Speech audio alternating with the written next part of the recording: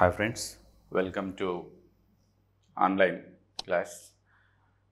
మనం ఈరోజు ఒక ఇంపార్టెంట్ టాపిక్ బీజగణితము అనే పాఠ్యాంశాన్ని మనం పరిశీలిద్దాం. ఇక్కడ మనకి టెట్లో కానీ డిఎస్సిలలో కానీ ఎక్కువగా ఈ బీజగణితం మీద మనకి ప్రశ్నలు వస్తుంటాయి. చాలామంది నాన్ మ్యాథ్స్ అభ్యర్థులకు ఈ బీజగణితం అనేది కొంచెం కష్టంగా అనిపిస్తుంది. కానీ ఈ బీజగణితం అనేది చాలా ఈజీగా ఉంటుంది. ఒక పద్ధతి ప్రకారం కనుక మనం నేర్చుకున్నట్లయితే చాలా ఈజీగా మనం సమస్యను సాధించవచ్చు. ఎలాంటి పెద్ద పెద్ద ఫార్ములాస్ కానీ అర్థమెటిక్లో లెక్క క్యాలిక్యులేషన్స్ కానీ ఏమి ఉండవు. చిన్న చిన్న క్యాలిక్యులేషన్స్, చిన్న చిన్న నిర్వచనాలు అవి కనుక మనం నేర్చుకున్నట్లయితే మన ఎగ్జామ్లో కనీసం 3 నుంచి 4 ప్రశ్నలకి సమాధానాలు ఈజీగా మనం చేయవచ్చును. కాబట్టి కొంచెం కాన్సన్ట్రేషన్ చేస్తే మీరు ఒక 3-4 అవర్స్ కనుక మనం దీని మీద ఎక్సర్సైజ్ చేసినట్లయితే ఈజీగా మనం డిఎస్సిలలో కానీ టెట్లో కానీ మిగతా కాంపిటేటివ్ ఎగ్జామ్స్లలో వచ్చే ప్రశ్నలు మనం ఈజీగా సాల్వ్ చేయవచ్చును. అలాంటి టాపిక్ని మనం ఈరోజు ఈ బీజగణితంలో చూద్దాం. బీజగణితం అనగానే అదేదో పెద్ద కష్టమైన టాపిక్ అని చాలామంది అనుకుంటారు. కానీ అలాంటి కష్టం ఏముండదు. మీరు ఈ క్లాస్ విన్న తర్వాత మీకే అర్థమవుతుంది. చాలా ఈజీ టాపిక్ మనం ఈరోజు పరిశీలిద్దాం. మన టాపిక్ వచ్చేసి బీజగణితము అని అంటున్నాము. బీజగణితము. ఈ బీజగణితాన్ని ఇంగ్లీష్లో ఏమంటారంటే ఆల్జీబ్రా అని అంటారు. ఆల్జీబ్రా అని అంటారు. ఆల్జీబ్రా అనేది మ్యాథమెటిక్స్లో చాలా పెద్ద బ్రాంచ్. అంత ఆల్జీబ్రా మనం నేర్చుకోం. ఓన్లీ బేసిక్స్ మాత్రమే ఇక్కడ మనము 6th క్లాస్లో కానీ 7th క్లాస్లో కానీ స్కూల్ లెవెల్లో మనకి చాలా బేసిక్ ఆల్జీబ్రా బీజగణితం ఉంటుంది. దాన్ని మనం ఇక్కడ పరిశీలిస్తాము. ఈ బీజగణితంలో మనం ఏమేమి చాప్టర్స్ మనం చూడాలి, లేకపోతే ఎలా విభజించుకోవాలి మొత్తం అంటే క్లాస్ వైజ్ కాకుండా కంటెంట్ వైజ్ కనుక మనం ఈ టాపిక్స్ని కనుక విభజించుకున్నట్లయితే ఏం టాపిక్స్ ఉంటాయి దీంట్లో మనకి అంటే కనుక బీజగణితంలో బీజగణితము చరిత్ర, హిస్టరీ ఏంటి, what is the history of algebra, బీజగణితం యొక్క చరిత్ర ఏంటి. కొన్ని అంశాలు ఉన్నాయి మనకి. మన ఎగ్జామ్లో కూడా వాటి మీద కొంచెం కాన్సన్ట్రేషన్ చేస్తున్నాడు. 1 or 2 బిట్స్ మనకు ఉంటాయి దాంట్లో. అవేంటో చూద్దాం. తర్వాత ముఖ్యమైనది ఏంటంటే బీజగణితము దాంట్లోని పదాలు నిర్వచనాలు కావాలి. మనకి బీజగణితంలో పదాలు అనేవి చాలా చాలా ఇంపార్టెంట్. ఆ పదాల యొక్క నిర్వచనాలు ఏముంటాయి అంటే లైక్ మనకి స్థిరరాశి అంటే ఏంది, చరరాశి అంటే ఏంది, ఏకపది అంటే ఏంది, ద్విపది అంటే ఏంది, త్రిపది అంటే ఏంది, బహుపది అంటే ఏంటి, బహుళపది అంటే ఏంటి, పరిమాణాలు అంటే ఎలా కనుక్కోవాలి, ఇలాంటి కొన్ని నిర్వచనాలు అనేవి మనకి ఈ బీజగణితంలో ఉంటాయి. అవి కనుక నేర్చుకుంటే మనం సమస్యలు సాధించేటప్పుడు చాలా ఈజీగా సులువుగా మనం చేయొచ్చు. కాబట్టి నెక్స్ట్ మనం వేటి మీద కాన్సన్ట్రేషన్ చేస్తామంటే బీజగణితము, పదాలు, వాటి యొక్క నిర్వచనాలు ఏంటివి. నెక్స్ట్ బీజీయ సమాసాలు. బీజగణితం అంటేనే మనకి ఎక్కువగా మన ఎగ్జామ్లో వచ్చే ప్రశ్నలు దేని మీద వస్తుంటాయి అంటే బీజీయ సమాసాల మీద వస్తుంటాయి. మరియు వాటి యొక్క చతుర్విధ పరిక్రియల మీద వస్తుంది. చతుర్విధ పరిక్రియలు అంటే బీజగణితంలో మనం ప్లస్ కానీ, మైనస్ కానీ, ఇంటూ కానీ, డివైడెడ్ కానీ ఈ 4టిని ఏమంటారంటే చతుర్విధ పరిక్రియలు, ఆపరేషన్స్ అని అంటారు. 4 ఆపరేషన్స్, ఫండమెంటల్ ఆపరేషన్స్ అని తీసుకుంటారు. వాటి మీద మనం ఏ విధంగా సమస్యలు సాధిస్తామనేది మనం చూస్తాము. తర్వాత వచ్చేసి కారణాంక విభజన, ఫ్యాక్టరైజేషన్ అని అంటారు. ఒక బీజీయ సమాసాన్ని మనం ఎలా ఫ్యాక్టరైజ్ చేస్తాము, ఎలా కారణాంకాలుగా విభజిస్తాము అనేది ఇది కారణాంక విభజన అనేది ఒక చాప్టర్గా తీసుకుంటాం మనము. నెక్స్ట్ సర్వ సమీకరణాలు అని అంటాము. ఈ సర్వ సమీకరణాలను మనం ఈక్వేషన్స్ని మనము ఏ విధంగా మనం తీసుకుంటాం, దీంట్లో ఏముంటాయని మనం చూస్తాం. ఇది కూడా ఒక ఇంపార్టెంట్ టాపిక్. దీంట్లో నుంచి కూడా మనకు ప్రశ్నలు బాగా వస్తున్నాయి. దీంట్లో ఏముంటాయి జనరల్గా a + b² a - b² a + b³ a - b³ వాటిని ఉపయోగించి మన సమస్యలు ఏ విధంగా సాధిస్తాము. అంటే జనరల్గా మనకి a + b² = a² + 2ab + b². దీన్నే సర్వ సమీకరణము అని అంటారు. ఎడమ వైపు ఎంత వస్తుందో కుడి వైపు అంతే వస్తుంది. a, bలకు మీ ఇష్టం వచ్చిన నెంబర్స్ ఇవ్వండి. ఎడమ వైపు ఎంత విలువ వస్తుందో కుడివైపు అంతే వస్తుంది. ఇలాంటి వాటిని సర్వ సమీకరణాలు అని అంటారు. ఇలాంటి సర్వ సమీకరణాలు ఉపయోగించి మన బీజగణితం సమస్యలు ఎలా సాధించవచ్చును అనే ఒక ఇంపార్టెంట్ టాపిక్ ఉంటుంది. దీంట్లో ఒక ప్రశ్న మనకి ఎక్కువ వచ్చే అవకాశం ఉంటుంది. అది సర్వ సమీకరణాలు. నెక్స్ట్ ఇంకొక టాపిక్ వచ్చేసి ఘాతాలు, ఘాతాంకాలు. ఘాతము అంటే ఏంటి, ఘాతాంకము అంటే ఏంటి. జనరల్గా మనము ఏని కనుక 2 సార్లు రాసినట్లయితే a² అని రాస్తాము. ఏని కనుక 3 సార్లు రాసినట్లయితే a × a అయితే a⁻3 అని చదువుతాము. సో ఈ విధంగా మనకి ఇండిసెస్ అంటారు, థియరీ ఆఫ్ ఇండిసెస్ అని అంటారు. సో మనకి ఘాతాలు ఘాతాంకాలు వీటి గురించి మనము ఒక క్లాస్లో మనం టోటల్గా ఘాతాలు ఘాతాంకాల గురించి చర్చిస్తాము. ఆ తర్వాత వచ్చేసి రేఖీయ సమీకరణాలు అనే ఒక చాప్టర్ ఉంటుంది, లీనియర్ ఈక్వేషన్స్ అని అంటారు.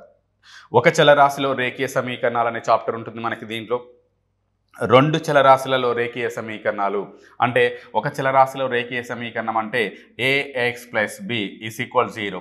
ఇది x యొక్క ఘాతం 1 ఉంది కాబట్టి దీన్ని ఏమంటారంటే రేఖీయ సమీకరణము అని అంటారు. ఇది ఒక చలరాశిలో రేఖీయ సమీకరణం. ఒకవేళ రెండు చలరాశులలో రేఖీయ సమీకరణం అంటే ఎలా ఉంటుంది? ax + by + c = 0 ఉంటుంది. దీనిని x, yలలో రేఖీయ సమీకరణము అని అంటాము.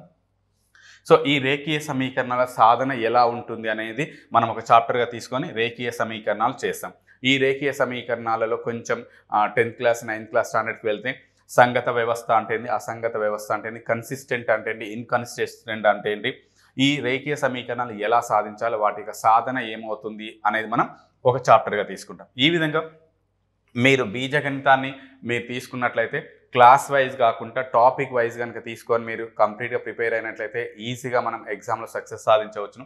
దాంట్లో మనం చెప్పాం బీజగణితం చరిత్ర అన్నాం, హిస్టరీ ఆఫ్ ఆల్జీబ్రా అన్నాము. అదేవిధంగా దాంట్లో ఉండే కొత్తగా ఉండే పదాలు ఏముంటాయి, వాటి యొక్క నిర్వచనాలు ఏముంటాయి, బీజీయ సమాసాలు, వాటి యొక్క చతుర్విధ ప్రక్రియలు ఏంటి, సో కారణాంక విభజన, సర్వ సమీకరణాలు, ఘాతాలు ఘాతాంకాలు, రేఖీయ సమీకరణాలు. సో ఈ విధంగా మనము ఈ బీజగణితంలో ఉండే అంశాలని ఇలా విభజించుకోవచ్చు. సో ఇప్పుడు మనము బీజగణితము చరిత్ర ఏంటి, బీజగణితం చరిత్ర ఏంటో మనం చూద్దాం ఒకసారి. సో మీరు పరిశీలించినట్లయితే ఇక్కడ బీజగణితాన్ని ఆంగ్లంలో మనం ఏమంటున్నాము అంటే ఆల్జీబ్రా అని అంటున్నాము. బీజగణితాన్ని ఇంగ్లీష్లో ఆల్జీబ్రా అంటున్నాం. ఈ ఆల్జీబ్రా అనే పదం ఎక్కడి నుంచి వచ్చిందంటే ఆల్జబర్ అనే పదం నుంచి వచ్చింది.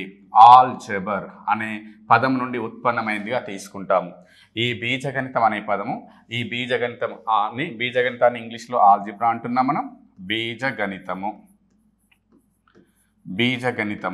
బీజగణితాన్ని ఇంగ్లీష్లో ఆల్జీబ్రా అంటున్నాం. ఈ ఆల్జీబ్రా అనే పదము ఆల్జబర్ అనే పదం నుంచి, ఆల్జబర్ అనే అరబిక్ పదం నుంచి ఉత్పన్నమైనది. అరబిక్ పదము నుండి ఉత్పన్నమైందిగా తీసుకుంటాం. ఈ ఆల్జబర్ అనే పదం ఎక్కడి నుంచి తీసుకున్నారు అంటే ఆల్-ఖ్వారిజ్మీ అనే పర్షియన్ శాస్త్రవేత్త లేదా అరబిక్ శాస్త్రవేత్త అని అనొచ్చు. ఆల్-ఖ్వారిజ్మీ అనే పర్షియన్ లేదా అరబిక్ శాస్త్రవేత్త రచించిన ఒక పుస్తకం ఉంది, ఆల్-జబర్ వా ఆల్ ముకాబలా అనే ఒక పుస్తకాన్ని రాశాడు. ఆల్-ఖ్వారిజ్మీ అనే శాస్త్రవేత్త ఆల్-జబర్ వా ఆల్ ముకాబలా అనే ఒక పుస్తకాన్ని రాశాడు. ఆ పుస్తకంలో నుంచి ఈ ఆల్-జబర్ అనే పదాన్ని తీసుకున్నారు. ఈ ఆల్-జబర్ అనేది కాలక్రమేణా అది ఆల్జీబ్రాగా మారిపోయింది. అదేవిధంగా ఇంకొకటి కూడా ఉంది మనకి. ఈ ఆల్-ఖ్వారిజ్మీ రచన ఈ పుస్తకంలో నుంచి అల్గారిథం, కంప్యూటర్లో మనం బాగా ఉపయోగించే అల్గారిథం అనే పదాన్ని కూడా సో అల్గారిథం అనే పదాన్ని కూడా దీంట్లో వచ్చే తీసుకున్నట్టుగా మనకి చరిత్ర చెప్తుంది. అల్గారిథం అనే పదాన్ని కూడా ఆల్-జబర్ వా ఆల్ ముకాబులా రాసిన అనే పుస్తకంలో నుంచి మనం తీసుకున్నారని చెప్తుంటారు. సో ఇక్కడ ఆల్-ఖ్వారిజ్మీ రాసిన ఆల్-జబర్ వా ఆ ముకాబులా అనే పుస్తకంలో నుంచి ఆల్-జబర్ తీసుకున్నారు. ఈ ఆల్-జబర్ అనే పదమే కాలక్రమేణా ఆల్జీబ్రాగా మారిపోయింది. ఈ ఆల్జీబ్రానే మనం బీజగణితంగా చదువుకుంటున్నాము. మరి ఈ ఆల్జీబ్రా పైన మనకి మొదటగా ఉపయోగించిన శాస్త్రవేత్తలు ఎవరు? సో ఎక్కడ మనకి ముందుగా ఈ ఆల్జీబ్రాని కనుక్కున్నారని కనుక చూస్తే క్రీస్తు శకం 3వ శతాబ్దానికి చెందిన గ్రీకు శాస్త్రవేత్త డయాపాంటస్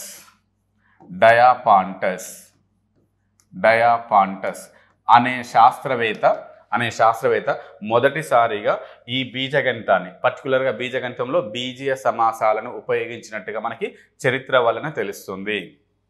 క్రీస్తు శకం 3వ శతాబ్దానికి చెందిన గ్రీక్ శాస్త్రవేత్త డయాపాంటస్ అనే శాస్త్రవేత్త మొదటిసారిగా ఈ బీజగణితంలోని బీజీయ సమాసాలను లేదా బీజగణితాన్ని ఉపయోగించినట్టుగా మనకి చరిత్ర తెలుస్తుంది. ఈ డయాపాంటస్ ఎక్కడ ఉపయోగించాడు అంటే తను రాసిన ఒక గ్రంథం పుస్తకం అరిథమెటికా అనే పుస్తకంలో బీజీయ సమాసాలను ఉపయోగించినాడు అని మనకు తెలుస్తుంది. ఈ డయాపాంటస్ అనే గణిత శాస్త్రవేత్త, గ్రీక్ గణిత శాస్త్రవేత్త అరిథమెటికా అనే ఒక పుస్తకాన్ని రాశాడు. ఆ అరిథమెటికా పుస్తకంలో బీజీయ సమాసాలను ఉపయోగించినట్టుగా మనకి తెలుస్తుంది. అందుకోసమే ఈ డయాపాంటస్ని ఏమంటారంటే ఫాదర్ ఆఫ్ ఆల్జీబ్రా అంటారు. సో బీజగణిత పితామహుడు ఎవరు? బీజగణిత పితామహుడు ఫాదర్ ఆఫ్ ఆల్జీబ్రా అని అంటారు. Father of algebra. Who is the father of algebra అని అంటే కనుక మనం డయాపాంటస్ని తీసుకోవచ్చు. సో డయాపాంటస్ని ఫాదర్ ఆఫ్ ఆల్జీబ్రాగా మనం తీసుకుంటాము. మరి మన భారతదేశంలో ఈ బీజీయ సమాసాలను ఉపయోగించిన శాస్త్రవేత్తలు ఎవరు అంటే కనుక క్రీస్తు శకం 5వ శతాబ్దంలో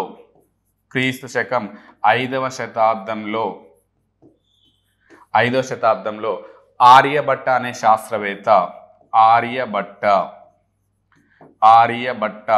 అనే గణిత శాస్త్రవేత్త లేదా ఖగోళ శాస్త్రవేత్త అని అంటుంటారు. సో ఆర్యభట్ట అనే శాస్త్రవేత్త, భారతీయ శాస్త్రవేత్త 5వ శతాబ్దంలో ఈ బీజీయ సమాసాలను ఉపయోగించినాడుగా మనకి తెలుస్తుంది. ఇతను ఈ ఆర్యభట్ట అనే శాస్త్రవేత్త ఈ బీజీయ సమాసాలను గురించి ఎక్కడ ప్రస్తావించాడు అంటే కనుక ఇతను రాసిన ఒక పుస్తకం ఉంది, ఆర్యభట్టీయము అనే ఒక పుస్తకం ఉంది. ఆర్యభట్టీయము అనే ఒక పుస్తకంలో ఇతను బీజీయ సమాసాలు ఉపయోగించినట్టుగా మనకి తెలుస్తుంది. సో కాబట్టి మన భారతదేశానికి చెందిన గణిత శాస్త్రవేత్త క్రీస్తు శకం 5వ శతాబ్దంలో తను రాసిన పుస్తకం ఆర్యభట్టీయంలో ఈ బీజీయ సమాసాల యొక్క ప్రస్తావనను తీసుకొచ్చాడు. సో కాబట్టి మన భారతదేశంలో మొట్టమొదటగా బీజీయ సమాసాలను ఉపయోగించిన శాస్త్రవేత్త ఎవరు అంటే ఆర్యభట్టగా తీసుకోవచ్చు. ఇది ఒక ప్రశ్న. ఆర్యభట్ట రాసిన పుస్తకం లేదా ఆర్యభట్టీయము అనే పుస్తకాన్ని రాసిన గణిత శాస్త్రవేత్త ఎవరు అంటే కనుక ఆర్యభట్టగా తీసుకోవచ్చు. ఈ ఆర్యభట్ట తర్వాత మన భారతదేశంలో ఇంకా కొంతమంది శాస్త్రవేత్తలు కూడా ఈ మనకి బీజీయ సమాసాలను ఉపయోగించారు. వారిలో బ్రహ్మగుప్తుడు ఒక గణిత శాస్త్రవేత్త, ఇతను కూడా ఆల్జీబ్రాను ఉపయోగించినట్టుగా చరిత్ర తెలుస్తుంది. ఆ తర్వాత భాస్కరుడు అనే గణిత శాస్త్రవేత్త కూడా మనకి ఈ బీజీయ సమాసాలను ఉపయోగించినట్టుగా మనకి తెలుస్తుంది. సో ఈ విధంగా మనకి ఆల్జీబ్రాలో ఒకవేళ మనకి క్వశ్చన్ కనుక వస్తే ఎక్కడి నుంచి రావచ్చు అంటే ఒక క్వశ్చన్ ఎక్కడి నుంచి వస్తుంది? మొట్టమొదటిసారిగా బీజీయ సమాసాలను ఉపయోగించిన శాస్త్రవేత్త ఎవరు? డయాపాంటస్ అని చెప్పాలి.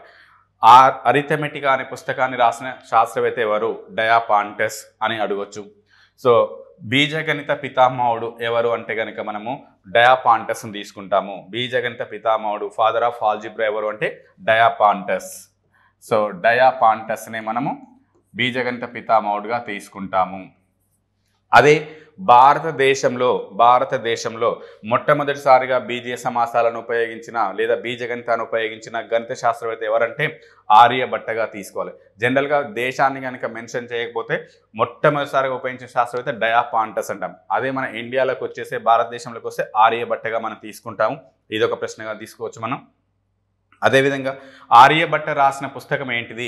ఆర్యభట్టీయం. లేదా క్వశ్చన్ ఇలా ఇస్తాడు, ఆర్యభట్టీయము పుస్తకం యొక్క రచయిత ఎవరు అంటే ఆర్యభట్టగా తీసుకుంటాము. ఆర్యభట్ట తర్వాత బీజీయ సమాసాలను ఉపయోగించిన ఇతర భారతీయ గణిత శాస్త్రవేత్తలు ఎవరంటే బ్రహ్మగుప్తుడు మరియు భాస్కరుడుగా మనం తీసుకుంటాము. సో ఈ అంశాలన్నింటినీ నేను ఒక పేజీలో ఇచ్చాను, ఇక్కడ మీరు గమనిస్తే తెలుస్తుంది. బీజగణితమును ఆంగ్లంలో ఆల్జీబ్రా అంటారు.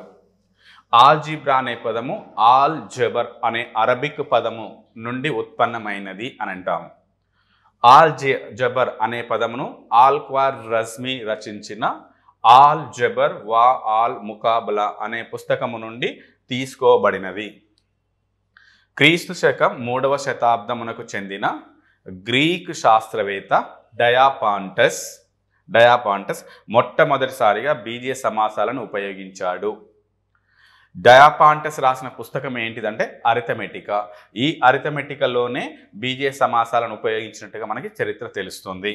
నెక్స్ట్, బీజగణిత పితామహుడు ఎవరు? Who is the father of algebra అంటే డయాపాంటస్గా తీసుకోవచ్చు. క్రీస్తు శకం 5వ శతాబ్దంకు చెందిన భారతీయ గణిత శాస్త్రవేత్త ఆర్యభట్ట మొదటిసారి బీజీయ సమాసాలను ఉపయోగించాడు. ఎక్కడ? భారతీయ గణిత శాస్త్రవేత్త అనేది ఇక్కడ అండర్లైన్ చేసుకోవచ్చు మనం. సో ఆర్యభట్ట మొదటిసారి బీజీయ సమాసాలను ఉపయోగించాడు. ఆర్యభట్ట రాసిన పుస్తకం ఏంటిది అంటే ఆర్యభట్టీయము అని చెప్పవచ్చు. సో ఆర్యభట్ట తర్వాత బీజీయ సమాసాలను ఉపయోగించిన భారతీయ గణిత శాస్త్రవేత్తలు ఎవరు అంటే కనుక బ్రహ్మగుప్తుడు, ఇతడు 6వ శతాబ్దానికి చెందినవాడు. భాస్కరుడు అనే తను 12వ శతాబ్దానికి చెందిన వాళ్ళు. వీళ్ళు ఈ బీజీయ సమాసాలను ఉపయోగించారు. సో ఇదంతా కూడా ప్రాచీన బీజగణితంగా తీసుకోవచ్చు. మరి ఆధునిక బీజగణితం అనేది ఎప్పటి నుంచి స్టార్ట్ అయింది? మోడర్న్ ఆల్జీబ్రా ఎక్కడి నుంచి స్టార్ట్ అయిందంటే 16వ శతాబ్దం నుంచి మనకి మోడర్న్ ఆల్జీబ్రా యొక్క అనేది స్టార్ట్ అయిందిగా మనం తీసుకుంటాము. ఎస్, 16వ శతాబ్దం తర్వాత ఆధునిక బీజగణితం ప్రారంభమైనదిగా మనం తీసుకుంటాము. సో బీజగణితము అంటే ఏంటి ఒక్కసారి కనుక మీరు పరిశీలిస్తే ఇక్కడ, సో జనరల్గా మనకి బీజగణితంలోకి వెళ్ళిపోతే బీజగణితము, సో పేరులోనే ఉంది మనకి బీజగణితము. బీజీయములు అంటే అక్షరములు అని తీసుకుంటాం మనం. బీజీయములు అంటే ఏంటి అంటే అక్షరములు అని అంటాం మనం. అక్షరములు లిటరల్స్ అని అంటారు. లిటరల్స్ అని అంటారు. సో అక్షరములు, బీజీయములు అంటే అక్షరములు, లిటరల్స్ అంటారు. ఈ బీజీయముల చేత నిర్మితమైన గణితమే బీజగణితము అని అంటారు.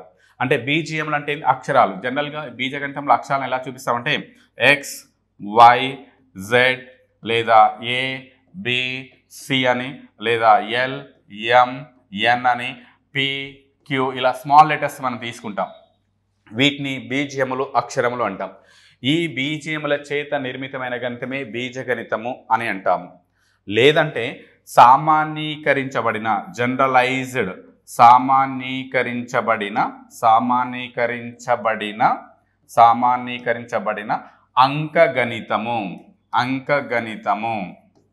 అంకగణితమును బీజగణితము అంటారు. సామాన్యీకరించబడిన అంకగణితమే బీజగణితము. ఎలా? Generalised arithmetic is called algebra అంటారు. జనరలైజ్ చేయడం అంటే ఏంది? ఫర్ ఎగ్జాంపుల్ 2 సంఖ్యల మొత్తము 20 అని అంటారు. అంటే అవి ఏం కావచ్చు అంటే మనకి 2 సంఖ్యల మొత్తము 20 అని చెప్పినప్పుడు సో ఈ విధంగా ఉండొచ్చు. మనకి 5 + 15 = 20 కావచ్చు. 4 + 16 = 20 కావచ్చు. 10 + 10 = 20 కావచ్చు. ఇలా చాలా సందర్భాలు రాయొచ్చు. వీటన్నిటిని జనరలైజ్ చేసి ఏం చెప్తామంటే ఒక సంఖ్య x అనుకోండి, ఇంకో సంఖ్య y అనుకోండి. అప్పుడు ఈ 2 సంఖ్యల మొత్తం ఏమవుతుంది? x + y = 20 అవుతుంది. అంటే ఇవన్నీ రాయాల్సిన అవసరం లేదు. So x + y = 20. సో ఈ విధంగా జనరలైజ్ చేసాము.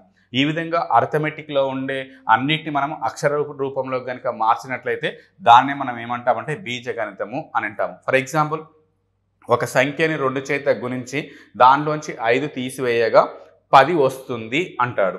అంటే ఒక సంఖ్య తీసుకోండి, దాన్ని 2 చేత గుణించండి, దాంట్లోంచి ఒక 5 తీసివేయండి, ఒక 5 తీసివేయండి, వచ్చే సంఖ్య 10 అవుతుంది అని అంటాడు. ఈ విధంగా అప్పుడు మనం ఏం చేస్తాం? దీనిని ఇలా రాసేసాం, బీజగణితంలోకి మార్చేసాం, అక్షరాలను ఉపయోగించి రాసేసాం. ఇలా మనం చేసినట్టయితే దీన్నే మనం బీజగణితంగా తీసుకుంటాం. కాబట్టి మీరు బీజగణితము అంటే ఏంటంటే బీజీయముల చేత నిర్మితమైన గణితమే బీజగణితము. బీజీయములు అంటే ఎవరంటే అక్షరాలు లేదా లిటరల్స్ అని అంటారు. బీజగణితంలో అక్షరాలను మనం ఎలా చూపిస్తుంటాం? ఎక్స్, వై, జెడ్, ఏబిసి ఇలా స్మాల్ లెటర్ చేత చూపిస్తుంటాం. ఇంకొక డెఫినేషన్ కూడా ఏం చెప్తుంటామంటే సామాన్యీకరించబడిన అంకగణితాన్ని మనం బీజగణితం అని అంటుంటాం. జనరలైజ్ చేసిన అరిథమెటిక్ని ఆల్జీబ్రా అంటుంటాం. జనరలైజ్ చేయడము అని అంటే మనం ఈ విధంగా జనరలైజ్ చేస్తున్నాం. 2 సంఖ్యల మొత్తము 20 అనే విషయాన్ని మనం అక్షరాలు ఉపయోగించి ఇలా x + y = 20 అని రాసేయచ్చు. సో ఈ విధంగా తీసుకునే దాన్ని మనం బీజగణితం అని అంటాం. ఈ బీజగణితంలో మనం కొన్ని పదాలను ఉపయోగిస్తుంటాం. ఎస్, బీజీయములు అనగా అక్షరములు, లిటరల్స్ అనే అర్థం. బీజీయముల చేత నిర్మితమైన గణితమే బీజగణితము అని అంటారు. సామాన్యీకరించబడిన గణితమును బీజగణితం అని కూడా అంటుంటారు. ఎస్, బీజగణితంలో సంఖ్యలను లేదా రాసులను బీజీయములతో సూచిస్తాము. ఎస్, ఈ బీజగణితంలో మనకి సంఖ్యలను కానీ రాసులను కానీ ఎలా సూచిస్తుంటాము? అక్షరాలతో సూచిస్తాము లేదా బీజీయములతో సూచిస్తాము. ఉదాహరణకి ఇక్కడ చెప్పాను, 2 సంఖ్యల మొత్తం 20, x + y = 20. సో ఒక సంఖ్యను 2 చే గుణించి దానికి 5 కలపగా అంటే 2x + 5 అని ఇలా సూచిస్తుంటాం. సో ఈ విధంగా మనకి మొత్తము బీజగణితంలో ఈ లెటర్స్ని తీసుకొని మనం మ్యాథమెటిక్స్ని లేదా సమస్యలను సాధిస్తాం. అందుకోసం దీన్ని బీజగణితము అంటున్నాము. నెక్స్ట్ ఇక్కడ బీజగణితంలో పదాలు, నిర్వచనాలు ఏంటివో మనం ఒకసారి చూద్దాం ఇక్కడ. సో మొదటగా స్థిర పదము లేదా స్థిర రాశి అంటాము. సో ఇక్కడ స్థిర రాశి, స్థిర పదం అంటే పేరులోనే ఉంది మనకి, కాన్స్టెంట్ అని అంటారు. కాన్స్టెంట్గా ఉండాలి, కాన్స్టెంట్గా ఉండాలి. అంటే ఏ రాశి యొక్క విలువ అయితే మారకుండా ఎల్లప్పుడూ స్థిరంగా ఉంటుందో ఆ రాశిని ఏమంటామంటే స్థిర రాశి అని అంటాము. ఇక్కడ రాస్తాను నేను, ఏ రాశి యొక్క విలువ ఎల్లప్పుడూ స్థిరంగా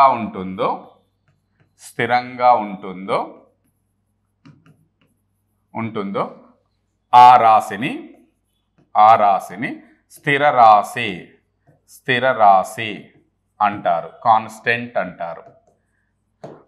ఇక్కడ ఎగ్జాంపుల్ కనుక తీసుకుంటే మనకి 5 అనేది ఒక స్థిర రాశి, 10 అనేది ఒక స్థిర రాశి, 25 అనేది ఒక స్థిర రాశి. ఇది నెంబర్. 5 అంటే ఎప్పుడు 5గానే ఉంటుంది, ఈ విలువ మారదు. లేదు అంటే ఇక్కడ మనకి కొన్ని ఎగ్జాంపుల్ తీసుకుందాం. జనవరి నెలలో రోజుల సంఖ్య ఎంత? జనవరి నెలలో రోజుల సంఖ్య అన్నాం అనుకోండి. సో ఈ జనవరి నెలలో ఎప్పుడు కూడా రోజులు ఎలా ఉంటాయి? 31 రోజులు ఉంటాయి. ఇవి మారవు ఎప్పుడు కూడా. మన క్లాస్ రూమ్ తీసుకున్నాం అనుకోండి. సో తరగతి గది పొడవు లేదా ఒక గది పొడవు తీసుకున్నారనుకోండి 25 సెంటీమీటర్లు లేదా 25 మీటర్లు. ఇది స్థిరంగా ఉంటుంది. సో ఈ విధంగా మారకుండా ఉండేదాన్ని ఏమంటామంటే స్థిర రాశి అంటుంటాము. సో ఏ రాశి యొక్క విలువ ఎల్లప్పుడూ స్థిరంగా ఉంటుందో ఆ రాశిని స్థిర రాశి అని అంటుంటాము. సో స్థిర రాశిని మనం జనరల్గా మన నెంబర్స్ ఏవైతే ఉన్నాయో ఇవి ఎప్పుడు స్థిరంగానే ఉంటాయి, ఇవి మారవు.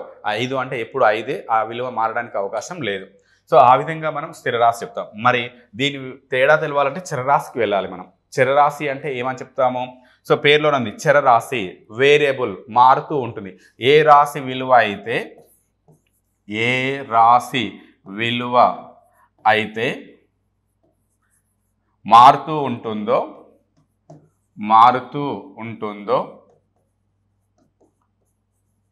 లేదా దత్తాంశాన్ని బట్టి మారుతుందో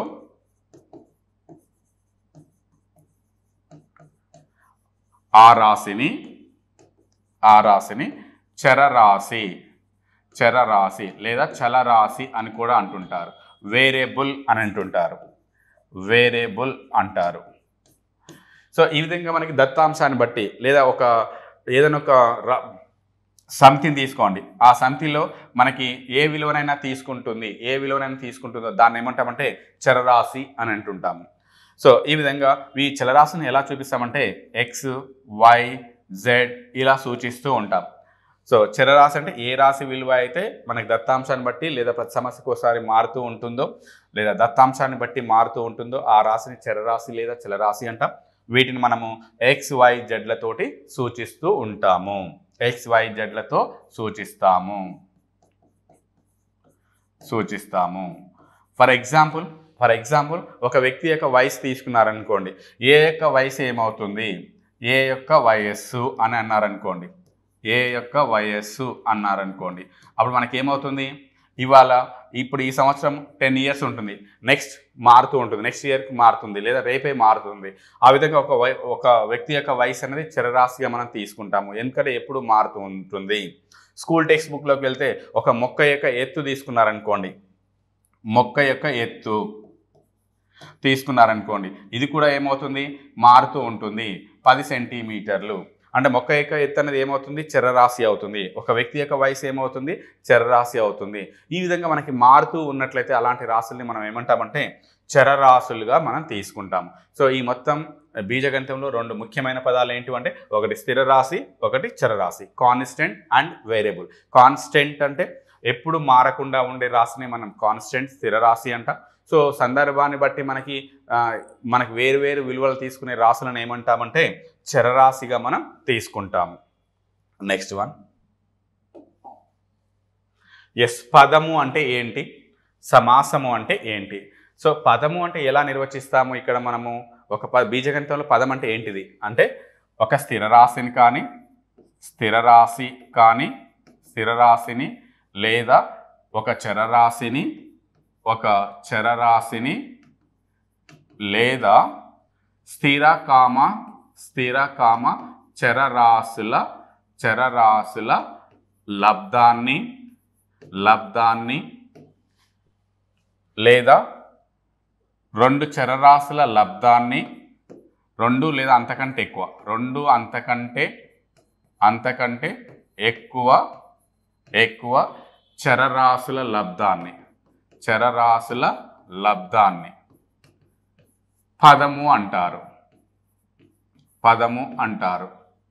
ఎలానో ఎగ్జాంపుల్ ఇస్తాను నేను. మళ్ళొకసారి చూడండి.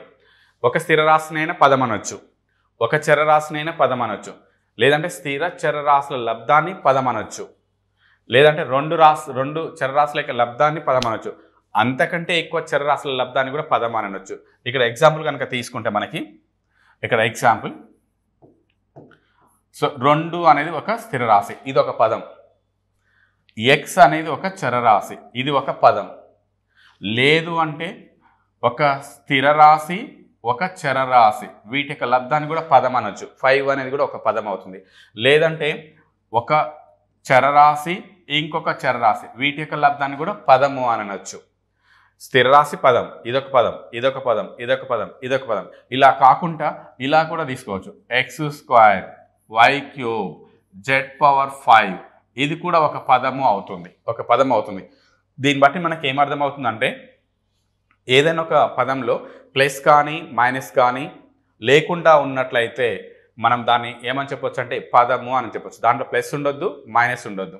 సో ఇంటూ ఉండొచ్చు, డివైడ్ ఉండొచ్చు. అలాంటి వాటిని ఏమంటారంటే పదము అని అంటాము. సో ఈ విధంగా ఇది పదం అని చెప్పేయచ్చు. సో దీన్ని బట్టి మనకి సమాసము అంటే ఏంటో మనం చూడవచ్చు. సమాసాన్ని ఎలా నిర్వచిస్తాము? ఈ పదాలు ఏవైతే ఉన్నాయో ఈ పదాలు అన్నీ 2 లేదా అంతకంటే ఎక్కువ పదాలు, 2 లేదా అంతకంటే ఎక్కువ 2 లేదా అంతకంటే ఎక్కువ పదాలు ప్లస్ లేదా మైనస్ లచే నిర్మితమైన దానిని సమాసం అంటాము.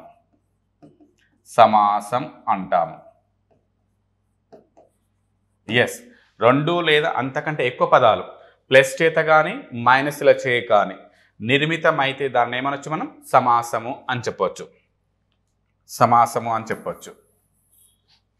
ఇక్కడ సమాసాలు 2 రకాలుగా ఉంటాయి. అంటే ఎలా? ఫర్ ఎగ్జాంపుల్ ఇలా తీసుకుంటాను నేను.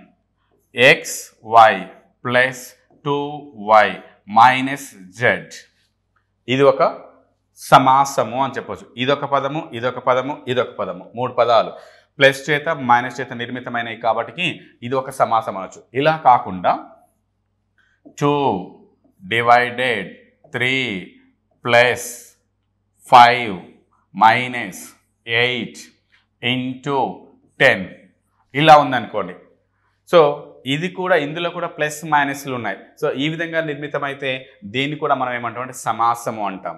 దీంట్లో అన్ని సంఖ్యలే ఉన్నాయి. ఇది ఒక సంఖ్య, ఇది ఒక సంఖ్య, ఇది అన్ని సంఖ్యలే ఉన్నాయి. సో మరి ఇది సమాసమే కాబట్టి అన్ని సంఖ్యలే ఉంటే దీన్ని ఏమంటామంటే సంఖ్యా సమాసం అని అంటాము. సంఖ్యా సమాసము, సంఖ్యల చేత నిర్మితమైన సమాసమే సంఖ్యా సమాసము. న్యూమరికల్ ఎక్స్ప్రెషన్ అని అంటారు. సంఖ్యల చేత నిర్మితమైన సమాసం సంఖ్యా సమాసం, న్యూమరికల్ ఎక్స్ప్రెషన్ అంటాం. మరి బీజియముల చేత ఇవి బీజియముల చేత నిర్మితమైన సమాసాన్ని బీజీయ సమాసం అని అంటాము. బీజీయ సమాసం అని అంటాం. మరి బీజీయ సమాసంలో అన్ని బీజియములనే ఉండాలా, సంఖ్యలు ఉండకూడదా అంటే ఏ సమాసంలోనైనా ఒక సమాసంలో కనీసము ఒక్కటైనా బీజీయ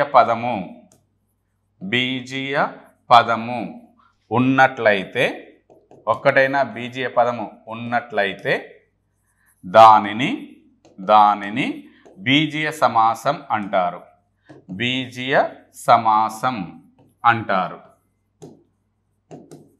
ఎస్, బీజీయ సమాసం అనాలంటే ఆ బీజీయ సమాసంలో కనీసం ఒక్కటైనా బీజీయ పదం ఉండాలి. అంటే ఫర్ ఎగ్జాంపుల్ ఎలా 2x + 5 అని ఉందనుకోండి, దీని బీజీయ సమాసం అని చెప్పొచ్చు. ఇదేమో స్థిర పదము, ఇది బీజీయ పదము, ఎక్స్ ఉంది కదా, ఇది బీజీయ పదం కాబట్టి దీని బీజీయ సమాసం అని చెప్పొచ్చు. సో మళ్ళొకసారి ఇక్కడ సమాసము అంటే ఏమని చెప్తున్నామంటే 2 లేదా అంతకంటే ఎక్కువ పదాలు సంకలనం ప్లస్ చేత కానీ లేదా మైనస్ చేత కానీ లేదా రెండింటి చే కానీ నిర్మితమైన దానిని సమాసం అని అంటారు. ఈ సమాసాలలో 2 రకాలు ఉంటాయి. ఒకటి ఏంటిదంటే బీజీయ సమాసం, రెండోది సంఖ్యా సమాసం. ఏదేని ఒక సమాసంలో అన్ని సంఖ్యలే ఉన్నట్లయితే అన్ని సంఖ్యలచే మాత్రమే నిర్మితమైన ఆ సమాసాన్ని ఏమంటారంటే సంఖ్యా సమాసం అని అంటారు. అలా కాకుండా బీజీయముల చేత నిర్మితమైన సమాసాన్ని బీజీయ సమాసం అంటాము. అంటే బీజీయ సమాసం అని చెప్పాలంటే అన్ని పదాలు బీజీయములే ఉండాల్సిన అవసరం లేదు.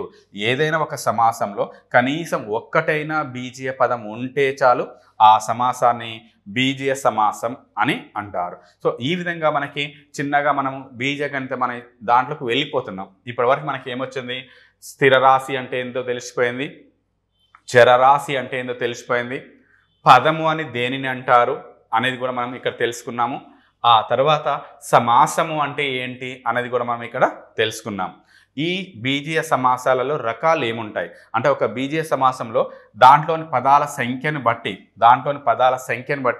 ఈ బీజీయ సమాసాల రకాలు ఉంటాయి.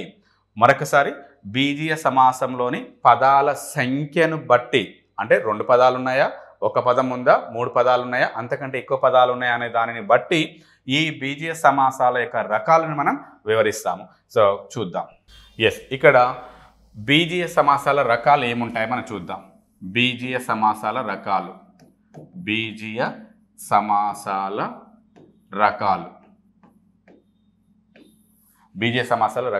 సో ఏంటి ఇక్కడ అంటే ఈ బీజీయ సమాసంలో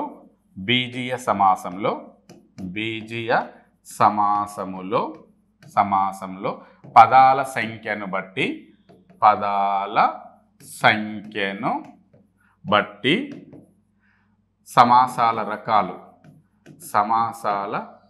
రకాలు వర్గీకరిస్తాము. సో మరొకసారి బీజీయ సమాసాల రకాలు ఎలా చెప్తున్నామంటే బీజీయ సమాసములోని పదాల సంఖ్యను బట్టి సమాసాల రకాలు వర్గీకరిస్తాము. ఇక్కడ ఎగ్జాంపుల్ ఏంటంటే మొదటిది ఏకపది అని అంటాం. మనం ఏకపది అంటాం. పేరులోనే ఉంది, ఏక అంటే ఒకటి, పది అంటే పదము. ఒకే ఒక పదము కలిగిన బీజీయ సమాసాన్ని ఏమంటారంటే ఏకపది, మోనామియల్ అని అంటారు. మోనామియల్. సో ఒకే పదము కలిగిన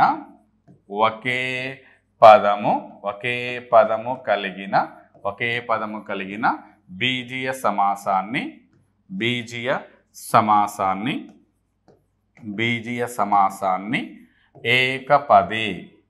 ఏకపది అంటారు. ఎస్, సో మోనోమియల్ ఏకపది అంటే మీకు ఏదైనా ఒక బీజీయ సమాసాన్ని తీసుకోండి, దాంట్లో ఒకే ఒక పదం ఉండాలి, అలాంటి బీజీయ సమాసాన్ని ఏకపది అంటారు. ఫర్ ఎగ్జాంపుల్ ఇక్కడ నేను 2x² అని తీసుకున్నాను, ఇది ఒకటే పదము.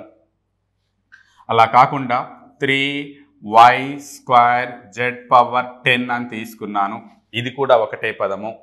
అలా కాకుండా నేను ఇలా తీసుకున్నాను 100x y z అని తీసుకున్నాను, ఇది కూడా అంతా ఒకటే పదంగా తీసుకున్నాం. దాంట్లో ప్లస్ లేదు, మైనస్ లేదు, కాబట్టి ఇదంతా ఒకటే పదం, ఇది ఒకటే పదం, ఇది ఒకటే పదము. ఈ విధంగా మీరు ఇలా తీసుకోవచ్చు. 5/2 x square y by z అని తీసుకుంటున్నాను. సో ఈ విధంగా తీసుకుంటే దాన్ని ప్లస్ కానీ మైనస్ కానీ లేకపోతే చాలు దాన్ని పదము అంటాము. అందులో ఒకే పదం ఉంది కాబట్టి ఏకపదిగా మనం తీసుకుంటాము.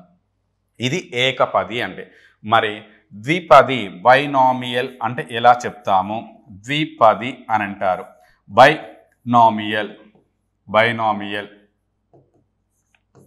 సో బైనామియల్ అంటే ఎలా డిఫైన్ చేసేయచ్చు? ఇక్కడ ఒకే పదం ఉంటే ఏకపదం, రెండు పదాలు ఉంటే ద్విపదము అని అంటాము. సో కాబట్టి రెండు పదాలు కలిగిన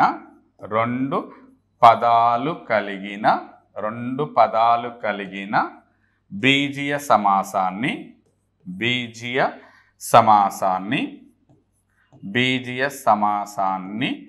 ద్విపది అంటారు. రెండు పదాలు కలిగిన బీజీయ సమాసాన్ని ద్విపది బైనామియల్ అంటారు. మీరు ఏ బీజీయ సమాసానైనా తీసుకోండి, దాంట్లో ఎన్ని పదాలు ఉండాలి? రెండు పదాలు ఉండాలి. అంటే ఆ రెండు పదాలని ప్లస్ చేత కానీ మైనస్ చేత కానీ నిర్మితం అయితే చాలు, దాన్ని ద్విపది అని అంటారు. ఫర్ ఎగ్జాంపుల్ 2x + 3y, ఇగో ఇది ఒక పదము, ఇది ఒక పదము, కాబట్టి ఇందులో రెండు పదాలు ఉన్నాయి కాబట్టి ఇది ద్విపది అవుతుంది. అలా కాకుండా 2/x + 3y అని తీసుకున్నారనుకోండి, దీంట్లో ఎన్ని పదాలు ఉన్నాయి? రెండే పదాలు ఉన్నాయి, కాబట్టి దీనిని కూడా మనం ఏమని చెప్పచ్చు? ద్విపది అని చెప్పవచ్చు. అలా కాకుండా 3/4x² + 7y³ అని ఉందనుకోండి, ఇది ఒక పదము, ఇది ఒక పదము, దీంట్లో ఎన్ని పదాలు ఉన్నాయి? రెండు పదాలు ఉన్నాయి, కాబట్టి దీన్ని కూడా ఏమని చెప్పొచ్చు? ద్విపది అని చెప్పొచ్చు. ఈ విధంగా మనకి ఏ బీజీయ సమాసంలోనైతే రెండు పదాలు మాత్రమే ఉంటాయో అలాంటి బీజీయ సమాసాన్ని మీరు ఏమంటారంటే ద్విపది బైనామియల్ అని అంటారు. సో బీజీయ సమాసాల రకాలలో మనము బీజీయ సమాసములోని పదాల సంఖ్యను బట్టి సమాసాల రకాలు వర్గీకరిస్తాము. అవేంటివంటే, ఒకటి ఏకపది, ఒకే పదము కలిగిన బీజీయ సమాసాన్ని ఏకపది అని అంటారు, ఇంగ్లీష్లో మోనామియల్ అని అంటారు. దాంట్లో ఒకటే పదం ఉండాలి, ఆ పదాల మధ్యలో ప్లస్ కానీ మైనస్ కానీ ఉండకూడదు. ఇవి ఎగ్జాంపుల్ ఏకపదికి. ద్విపదికి ఎగ్జాంపుల్, ద్విపది అంటే ఏంటంటే రెండు పదాలు కలిగిన బీజీయ సమాసాన్ని ద్విపది అని అంటారు. సో ఇందులో రెండు పదాలు ఉన్నాయి, ఇదొక ద్విపది, ఇందులో రెండు పదాలు ఉన్నాయి, ఇదొక ద్విపది, ఇందులో రెండు పదాలు ఉన్నాయి, ద్విపది. ఎన్ని ఎగ్జాంపుల్స్ అయినా మీరు ఇవ్వచ్చు, రెండు పదాలు ఉంటే చాలు. So it is called binomial అని అంటాము. ఇంకా పోతే మీరు ఇలా తీసుకోండి, త్రిపది అని కూడా చెప్తాం మనం. సో ట్రైనామియల్, ట్రైనామియల్ అని అంటాము. ట్రైనామియల్ ఎస్, త్రిపది అంటాం. మీరు ఆటోమేటికల్ మీరే డెఫినేషన్ చెప్పేయచ్చు. ఏమని చెప్పేయచ్చు? మూడు పదాలు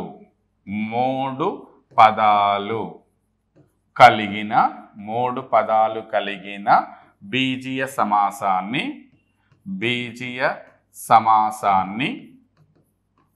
మూడు పదాలు కలిగిన బీజీయ సమాసాన్ని త్రిపది అంటారు అని చెప్పేయచ్చు. ఎగ్జాంపుల్కి వస్తే నేను ఎగ్జాంపుల్ ఇస్తాను. 2x + 3y - z. ఇందులో ఎన్ని పదాలు ఉన్నాయి? మూడు పదాలు ఉన్నాయి.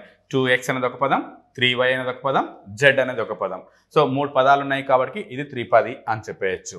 ఇంకో ఎగ్జాంపుల్ తీసుకుంటే x² - 3y³ లేదా +5z అని తీసుకోవచ్చు.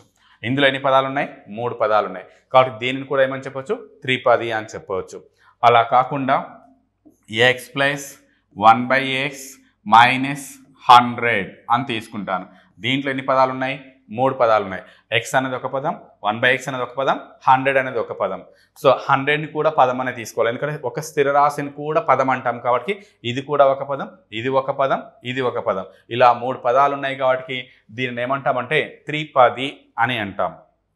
ఈ విధంగా మనకి ఏకపది అంటే ఏంటి, ద్విపది అంటే ఏంది, త్రిపది అంటే ఏందో తీసుకున్నాం. ఇంకా మనం పెంచాల్సిన అవసరం లేదు. ఇంతకంటే ఎక్కువ పదాలు ఉన్నాయనుకోండి, దాన్ని ఏమంటామంటే బహుళపది అని అంటాము. Multinomial, బహుళపది, multinomial. మల్టీనామియల్ అంటే ఎలా డిఫైన్ చేస్తాము, మీరే డెఫినేషన్ ఇవ్వచ్చు. ఒక పదం ఉంటే ఏకపది, 2 పదాలు ఉంటే ద్విపది, 3 పదాలు ఉంటే త్రిపది. అంతకంటే ఎక్కువ పదాలు ఉన్నాయనుకోండి, 3 లేదా అంతకంటే ఎక్కువ పదాలు ఉన్నట్లయితే దానిని ఏమంటామంటే బహుళపది, మల్టీనామియల్ అని అంటారు. సో ఈ విధంగా చెప్తాం మనం. 3 లేదా అంతకంటే ఎక్కువ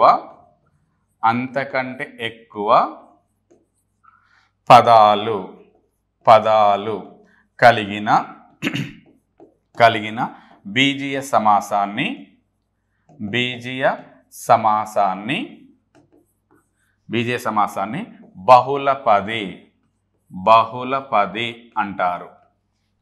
బహుళపది అంటారు.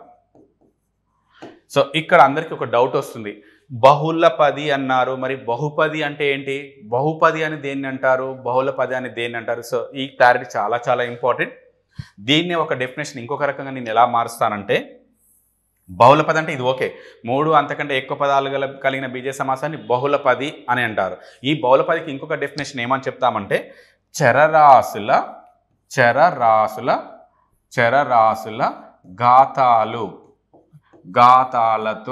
ఘాతాలతో సంబంధం లేకుండా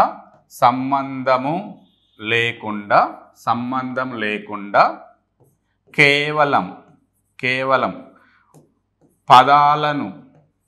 పదాలను బట్టి సో చరరాశుల యొక్క ఘాతాంకాలతో సంబంధం లేకుండా కేవలం పదాల ఆధారంగా చెప్పే బహుపదిని ఏమంటారంటే బహుళపది అని అంటారు. చరరాశుల యొక్క ఘాతాలు ఏమైనా ఉండనియండి, ప్లస్ ఉండనియండి, మైనస్ ఉండనియండి, ఎలానైనా ఉండనియండి, హారంలో చరరాశులు ఉండనియండి, ఎలానైనా ఉండనియండి. ఆ విధంగా చరరాశుల ఘాతాలతో సంబంధం లేకుండా కేవలం పదాలను బట్టి చెప్పే బహుపదిని చెప్పే బీజీయ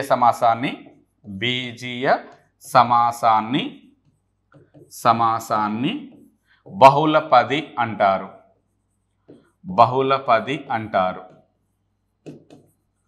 అంటే ఇది దీని క్లారిటీ రావాలంటే బహుపదికి వెళ్ళాలి.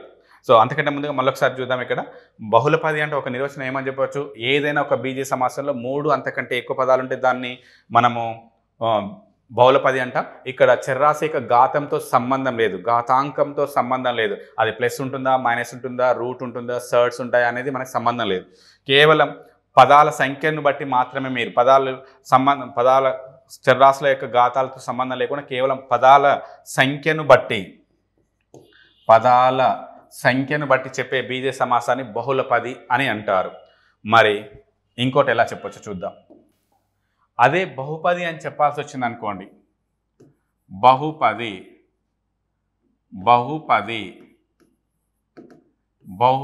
అని చెప్పాల్సి వచ్చింది అనుకోండి, ఇప్పుడు మనం ఎలా చెప్తామంటే ఇక్కడ చరరాశుల యొక్క ఘాతాలు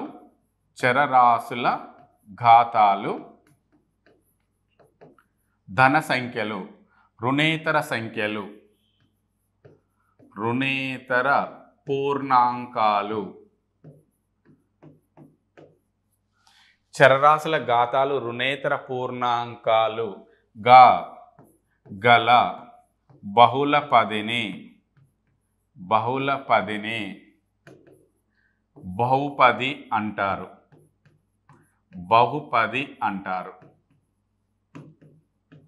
ఎస్, చరరాశుల ఘాతాలు రుణేతర పూర్ణాంకాలుగా గల బహుళపదిని బహుపది అంటారు. అంటే ఇక్కడ మీకు ఎగ్జాంపుల్ చూపిస్తాను. ఇక్కడ నేను √x + 5/y + 10 ఇలా ఒక ఎగ్జాంపుల్ తీసుకున్నాను.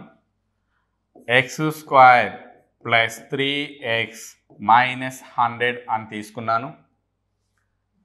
ఇక్కడ ³ root of X minus 3/y² plus 2y అని తీసుకున్నాను. ఇలా తీసుకున్నాం అనుకోండి.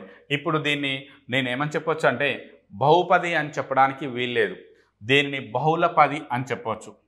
ఇది బహుళపది అని ఇక్కడ ఒకటి తీసుకుందాం. మనం బహుపది అని తీసుకుందాం. బహుపది అని తీసుకుందాం. ఇది బహుళపది అవుతుందా బహుపది అవుతుందంటే 3 పదాలు ఉన్నాయి కాబట్టి దీన్ని బహుళపది అని చెప్పొచ్చు. మరి బహుపది అని చెప్పాలంటే ఎలా ఉండాలి అంటే చరరాశుల ఘాతాలు రుణేతర పూర్ణాంకాలుగా ఉండాలి. అంటే ఇక్కడ దీని యొక్క ఘాతము 1 ఉంది, పైకి పోతే మైనస్ అవుతుంది. అంటే చరరాశులు మనకి ఇక్కడ డినామినేటర్లో చరరాశులు ఉండకూడదు. బహుపది అంటే ఏంటి మనం చూస్తున్నా చరరాశుల ఘాతాలు రుణేతర పూర్ణాంకాలు కలిగి అనందాం. రుణేతర పూర్ణాంకాలు కలిగి హారములో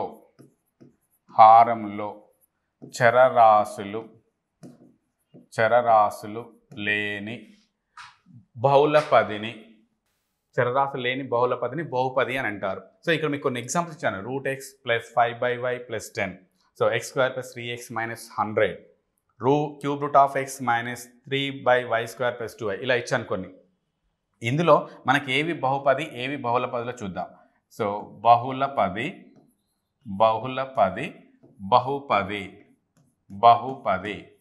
తీసుకుందాం. ఇప్పుడు దీన్ని బహుళపది అనొచ్చా అంటే ఎస్ 3 పదాలు ఉన్నాయి కాబట్టి దీన్ని ఏమనొచ్చు మనము బహుళపది అనొచ్చు. బహుపది అనొచ్చా అంటే ఇక్కడ x యొక్క ఘాతము చరరాశి యొక్క ఘాతము పూర్ణాంకం లేదు, 1/2 ఉంది. √x nothing but so √x అంటే x⁴1/2 అని అర్థం. ఈ విధంగా ఒక చరరాశి యొక్క ఘాతాంకము అనేది మనకి పూర్ణాంకమే ఉండాలి, భిన్నాలలో ఉండొద్దు. సో కాబట్టికి అదేవిధంగా హారంలో చరరాశి ఉండకూడదు. హారంలో y ఉంది, చరరాశి ఉంది. సో దీన్ని మనము బహుళపది అనొచ్చు కానీ బహుపది అనడానికి వీల్లేదు. మీకు డెఫినేషన్ ఏదైనా కానివ్వండి, ఈ ఎగ్జాంపుల్ తోటి కావాలి. సో బహుళపది అంటే చరరాశుల యొక్క ఘాతాలతో సంబంధం లేకుండా కేవలం పదాల సంఖ్యను బట్టి మాత్రం చెప్పే దాన్ని మనము బహుళపది అంటాం. అదే బహుపది అంటే మాత్రం మనకి ఒక బహుపది కావాలంటే దాంట్లో చరరాశుల యొక్క ఘాతాలు అనేవి రుణేతర పూర్ణాంకాలు అయి ఉండాలి. అదేవిధంగా హారంలో మనకి చరరాశులు ఉండకూడదు, చరరాశులు లేని బహుళపదిని బహుపది అంటారు. సో కాబట్టి ఇది బహుపది అనడానికి అవకాశం లేదు. x² + 3x - 100 ఇది 3 పదాలు ఉన్నాయి కాబట్టి దీన్ని బహుళపది అనొచ్చు. ఇక్కడ హారంలో ఎక్కడ కూడా మీకు చరరాశి లేదు. చరరాశి యొక్క ఘాతము పూర్ణాంకం ఉంది. ఇక్కడ 2 ఉంది, ఇక్కడ 1 ఉంది, ఇక్కడ 0 ఉంది అని అర్థం. సో ఈ విధంగా మనకి దీనిని బహుపది అని కూడా అనొచ్చు. ఇది బహుపది అని కూడా అనొచ్చు. నెక్స్ట్ ఇక్కడ దీన్ని గమనిస్తే so √x - 3/y² + 2y. So దీంట్లో మనకి 3 పదాలు ఉన్నాయి కాబట్టి దీన్ని మనం ఏమని చెప్పొచ్చు అంటే బహుళపది అని చెప్పొచ్చు. కానీ ఇక్కడ x యొక్క ఘాతం 1/3 ఉంది, హారంలో y² ఉంది కాబట్టి దీనిని మనము బహుపది అనడానికి వీల్లేదు. సో ఈ విధంగా మీరు ఎన్ని ఎగ్జాంపుల్స్ అయినా తీసుకోండి, ఒకే ఒక అంశం గమనించండి. బహుపది చెప్పాలంటే కనుక హారంలో ఎక్కడ కూడా చలరాశులు ఉండకూడదు. ఏ చరరాశి యొక్క ఘాతాంకము కూడా మనకి భిన్నాలలో ఉండకూడదు. రుణేతర పూర్ణాంకాలై ఉండాలి, అంటే రుణ సంఖ్యలు కూడా ఉండకూడదు. సో ఆ విధంగా ఉన్నట్లయితే దాన్ని బహుపది అంటాము. ఇక్కడ మీరు ఒకటి గమనించండి, మనకి ఏ బహుపదిని తీసుకున్నా అది బహుళపది అవుతుంది. కానీ బహుపది కావడానికి అవకాశం లేదు. మీరు ఒక బీజ సమాసం తీసుకున్నారనుకోండి, ప్రతి బహుపది మనకి ఏమవుతుందంటే బహుళపది ఖచ్చితంగా అవుతుంది. కానీ బహుళపది అనేది బహుపది కావడానికి అవకాశం లేదు, కానవసరం లేదు. కొన్ని బహుళపదులు బహుపదులు కావచ్చు, కానీ బహుపదులన్నీ బహుళపదులు అవుతాయి. సో ఈ విధంగా. సో ఇక్కడ నేను ఒక స్టేట్మెంట్ ఇస్తాను. బహుపదులన్నీ బహుళపదులు అవుతాయి. బహుళపదులు అవుతాయి. బహుపదులన్నీ బహుళపదులు అవుతాయి. కానీ బహుళపదులు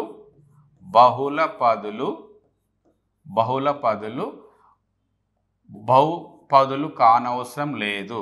బహుళపదులు బహుపదులు కానవసరం లేదు.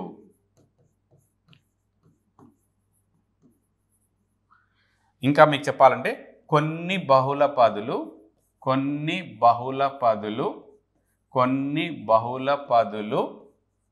బహుపదులు అవుతాయి.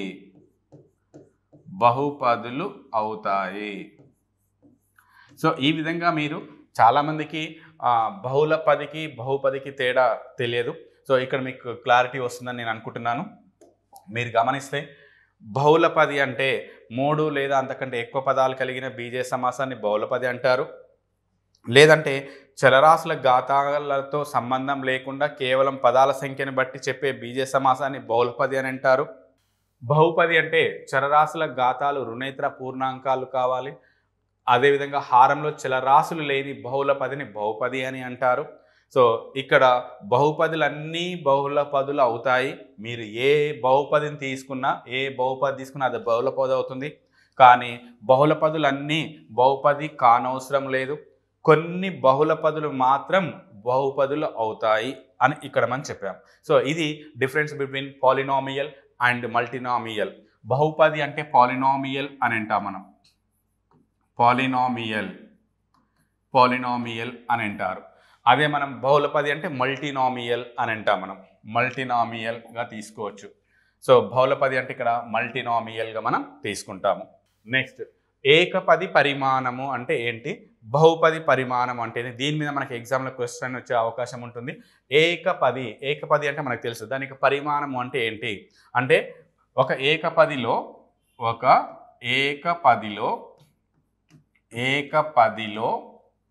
చరరాశుల ఘాతాల మొత్తాన్ని లేదా చరరాశుల ఘాతాంకాల మొత్తాన్ని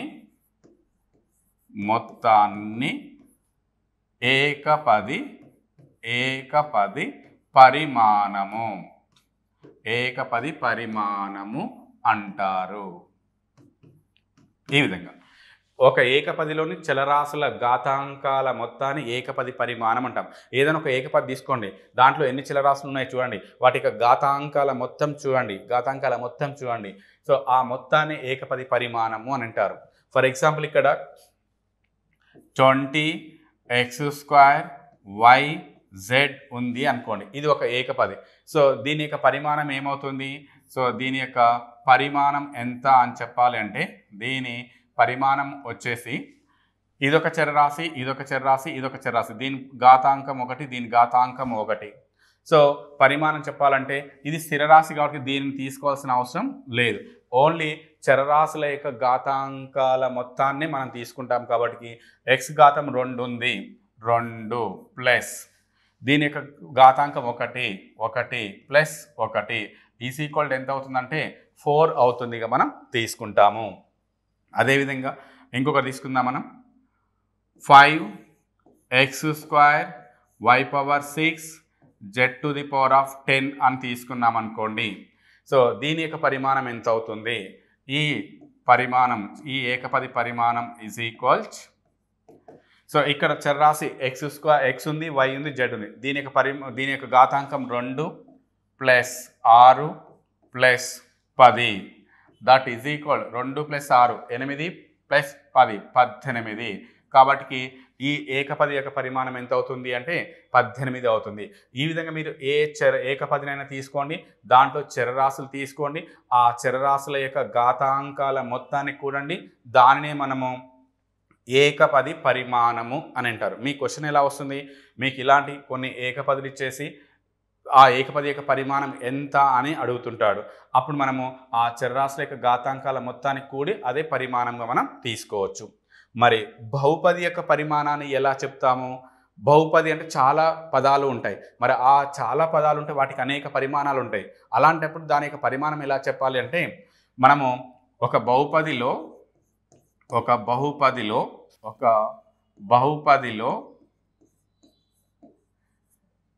గరిష్ట పరిమాణము గల గరిష్ట పరిమాణం గల పదం యొక్క పరిమాణాన్ని ఆ బహుపది పరిమాణం అంటారు.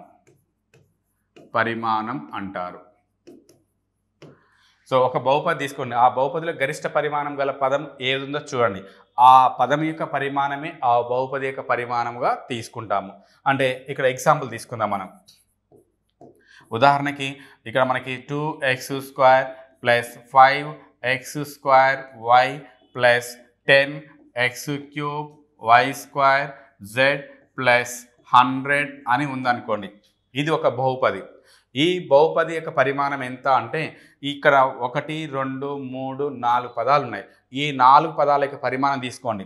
దీని పరిమాణం కనుక తీసుకుంటే ఎంత? 2. దీని పరిమాణం తీసుకుంటే ఎంత? 2 + 1 3. దీని పరిమాణం తీసుకుంటే ఎంత? 3 2 1 అంటే ఎంత వస్తుంది? 6 వస్తుంది. దీని పరిమాణం ఎంత అంటే 0 అని చెప్తాము. ఇక్కడ 4 పదాలు ఉన్నాయి. ఈ 4 పదాల యొక్క పరిమాణాలు చూస్తే 2 3 6 0. ఇందులో గరిష్ట పరిమాణం ఏముంది అంటే 6 ఉంది. కాబట్టి ఈ మొత్తం బహుపది యొక్క పరిమాణం ఎంత అని చెప్పాలంటే 6 అని చెప్పాలి. సో బహుపది యొక్క పరిమాణము ఇక్కడ రాస్తాను నేను.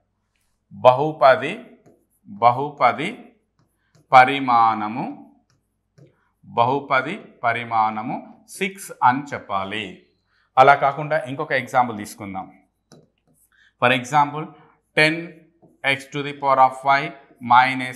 5x³ + 6x² - 8 అని ఉంది. ఇది ఒక బహుపది అని తీసుకోండి. ఈ బహుపది యొక్క పరిమాణం ఎంత అని చెప్పాల్సి వచ్చింది అనుకోండి. దీని పరిమాణం ఎంత ఉంది? 5 ఉంది. దీని పరిమాణం ఎంత ఉంది? 3 ఉంది. దీని పరిమాణం ఎంత ఉంది? 2 ఉంది. దీని పరిమాణం ఎంత? 0. కాబట్టి ఈ బహుపది యొక్క పరిమాణం ఎంత అంటే ఈ బహుపది పరిమాణము వచ్చేసి 5 అని చెప్పాలి. సమ్టైమ్స్ మిమ్మల్ని కన్ఫ్యూజ్ చేయడం కోసం ఇలా ఇస్తుంటాడు. ఎగ్జాంపుల్ ఉదాహరణకి ఇలా ఇస్తున్నాడు. 10x³ - 0 × x⁴ + 3x² - 7x - 2 అని ఇస్తాడు. ఇలా ఇచ్చేస్తే సో మీరేం చూస్తారు? దీని యొక్క x యొక్క ఘాతం 3 ఉంది, ఇక్కడ x ఘాతం 7 ఉంది అని చూస్తారు. సో అట్లని చెప్పేసి ఈ పదం యొక్క పరిమాణం 7, ఈ బహుపది యొక్క పరిమాణం 7 అని చెప్తారనుకోండి, అప్పుడు మనకి లెక్క తప్పు అవుతుంది. ఖచ్చితంగా మీరు పరిమాణం చెప్పేటప్పుడు ఇక్కడ గుణకం ఏమై ఉండాలంటే ≠ 0గా ఉండాలి. సో గుణకము ≠ 0గా శూన్యేతర గుణకం అని అందాం. శూన్యేతర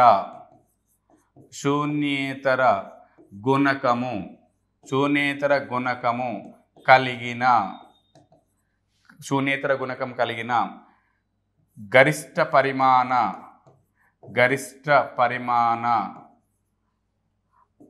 పదము పరిమాణాన్ని బహుపది పరిమాణం అంటారు. ఇలా కూడా చెప్పొచ్చు. సో ఖచ్చితంగా మీకు గుణకం ఏమై ఉండాలంటే శూన్యేతర గుణకం కలిగి ఉండాలి.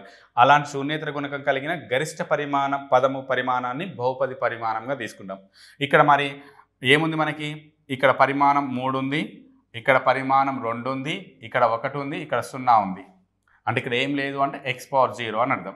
సో ఇప్పుడు దీని యొక్క పరిమాణం ఎంత అని చెప్పాల్సి వస్తే, ఈ బహుపది యొక్క పరిమాణం ఎంత అని చెప్పాల్సి వస్తే, సో ఇది చెప్పకూడదు, ఇది చెప్పడానికి అవకాశం లేదు.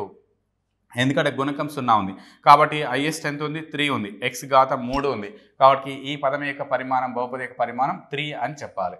సో ఈ విధంగా మనము బహుపది యొక్క పరిమాణాన్ని చెప్పవచ్చు. ఏదైనా ఒక బహుపది తీసుకోండి, దాంట్లో శూన్యేతర గుణకం కలిగిన ఏ పదం యొక్క పరిమాణం హైయెస్ట్గా ఉందో, గరిష్టంగా ఉందో ఆ పదం యొక్క పరిమాణమే ఆ మొత్తం బహుపది యొక్క పరిమాణంగా మనం తీసుకుంటాము. ఇది ఏకపది పరిమాణం. ఏకపది పరిమాణము అంటే ఏంటి, అదేవిధంగా బహుపది పరిమాణం అంటే ఏంటో మనం ఇక్కడ చూస్తాం. నెక్స్ట్ వన్, రేఖీయ బహుపది అంటే ఏంటి, వర్గ బహుపది అంటే ఏంటి, ఘన బహుపది అంటే ఏంటి రేఖీయ అంటే ఒకటి అని అర్థం. రేఖీయ అంటే ఒకటి అని తీసుకుంటాం. అంటే మనము పరిమాణం ఒకటి, పరిమాణం ఎంత ఉండాలంటే పరిమాణం ఒకటి గా గల బహుపదిని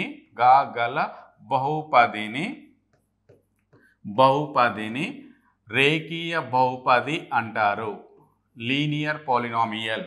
సో పరిమాణం ఒకటి గల బహుపదిని రేఖీయ బహుపది అంటారు. అంటే ఎలా ఉండాలి? మనకి ఇలా ఉండాలి. 2x + 3 అని తీసుకోవచ్చు. దీంట్లో చరరాశి యొక్క ఘాతం ఎంత ఉంది? 1 ఉంది. సో పరిమాణం 1 ఉంది కాబట్టి దీన్ని రేఖీయ బహుపది అని అంటాము. ఇది ఒక చలరాశిలో రేఖీయ బహుపది అని అంటారు. అంటే ఒకటే చలరాశి ఉంది కాబట్టి. అదేవిధంగా 5x - 3 ఇది ఒక రేఖీయ బహుపది అని తీసుకుంటాము. 2/5y - 5/7 ఇది ఒక రేఖీయ బహుపది అని తీసుకుంటాం. ఇవన్నీ కూడా ఒక చలరాశిలో రేఖీయ బహుపదిగా మనం తీసుకుంటాం. ప్రామాణిక రూపం ఎలా ఉంటుంది అంటే దీని యొక్క ప్రామాణిక రూపం మనము రేఖీయ బహుపది యొక్క ప్రామాణిక రూపము ఒక చలరాశిలో రేఖీయ బహుపది యొక్క ప్రామాణిక రూపం ఎలా ఉండాలి అంటే ఇక్కడ నుంచి మనం ax + b అని తీసుకుంటాము. ఇది ఒక చలరాశిలో రేఖీయ బహుపది యొక్క ప్రామాణిక రూపం.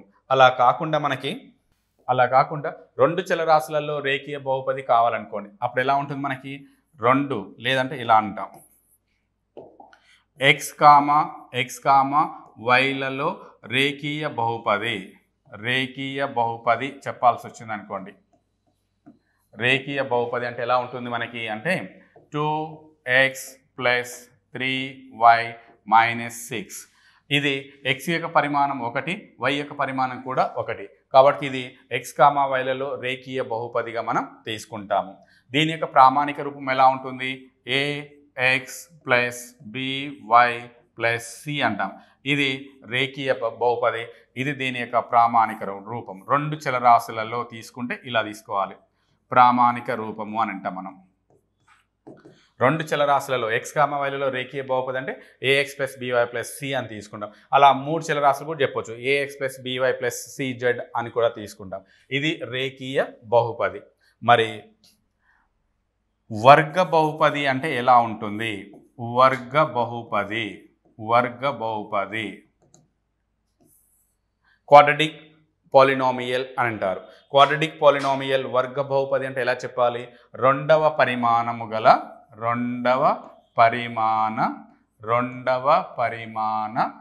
బహుపదులను వర్గ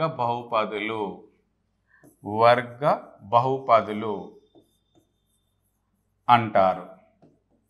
క్వాడ్రాటిక్ పాలినామియల్స్. సో రెండవ పరిమాణం ఎంత ఉండాలి? 2 ఉండాలి. అలా పరిమాణం 2 ఉండే ఏ బహుపదులైనా ఏమని చెప్పొచ్చు? వర్గ బహుపదులు అంటారు. ఉదాహరణకి x² - 5x + 6 -5x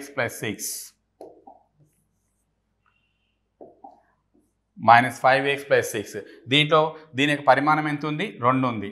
so highest 2 ఉంది కాబట్టి ఇది రెండవ పరిమాణ బహుపది. కాబట్టి దీన్ని మనం వర్గ బహుపది అని చెప్పేయచ్చు.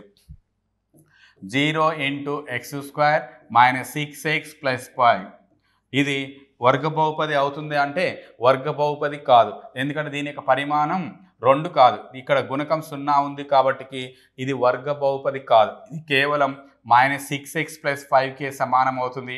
ఇది రేఖీయ బహుపది అవుతుంది. సో ఇది వర్గ బహుపది కాదు అని అంటాము. ఈ విధంగా మనకి రెండవ పరిమాణం ఉన్న బహుపదులని వర్గ బహుపదులు అంటాం. మరి ప్రామాణిక రూపం ఎలా ఉంటుంది అంటే దీని యొక్క ప్రామాణిక రూపం ఇలా ఉంటుంది మనకి. ప్రామాణిక రూపం వర్గ బహుపది యొక్క ప్రామాణిక రూపం వచ్చేసి ax² + bx + c అని అంటాము. ఇది క్వాడ్రాటిక్ పాలినామియల్ క్వాడ్రాటిక్ ఎక్స్ప్రెషన్గా మనం తీసుకుంటాం. వర్గ బహుపది అంటే రెండవ పరిమాణ బహుపదులను వర్గ బహుపదులు అని అంటారు. ఘన బహుపదులు అంటే ఎలా చెప్తాం మనం? ఘన బహుపది ట్రైపాలినామియల్ అని అంటారు. సో ఇక్కడ పరిమాణం 3. పరిమాణం ఎంత ఉండాలంటే 3 ఉండాలి. పరిమాణము 3 గల బహుపదులను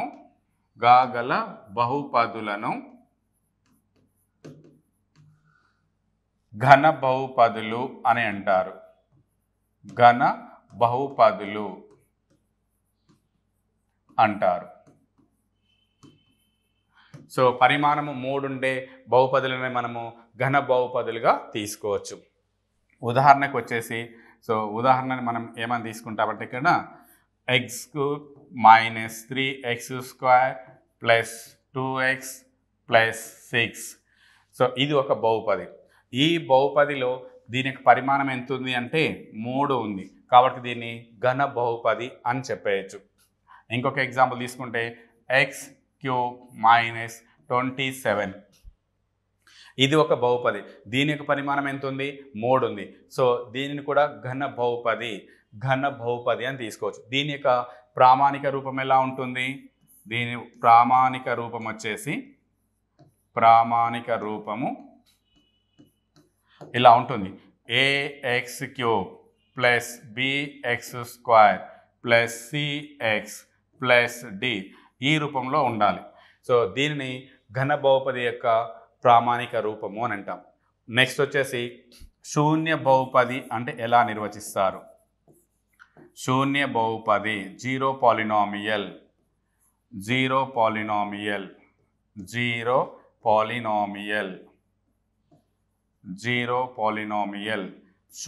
శూన్య బహుపది. ఏ బహుపదిలోనైతే గుణకాలన్నీ సున్నాలు అవుతాయో అలాంటి బహుపదిని శూన్య బహుపది అని అంటారు. అంటే ఎలా ఉండాలి? 0x³ + 0x² 0x + 0 ఈ మొత్తాన్ని 0గా సూచిస్తాం. లేదంటే మీరు ఇలా తీసుకోండి, a3 లేకపోతే ఇలా అందాం, ax³ + bx² + cx + d. ఈ బహుపది శూన్య బహుపది కావాలంటే ఇందులో a = b = c = d అన్నీ కూడా ఏం కావాలి? 0లు కావాలి. ఈ విధంగా మీరు ఏ బహుపదినైనా తీసుకోండి, ఆ బహుపదిలో గుణకాలు మొత్తం సున్నాలైతే అలాంటి బహుపదిని ఏమంటారంటే శూన్య బహుపది అంటారు. మరి ఈ శూన్య బహుపది యొక్క పరిమాణం ఎంత అవుతుంది? This a very important point. శూన్య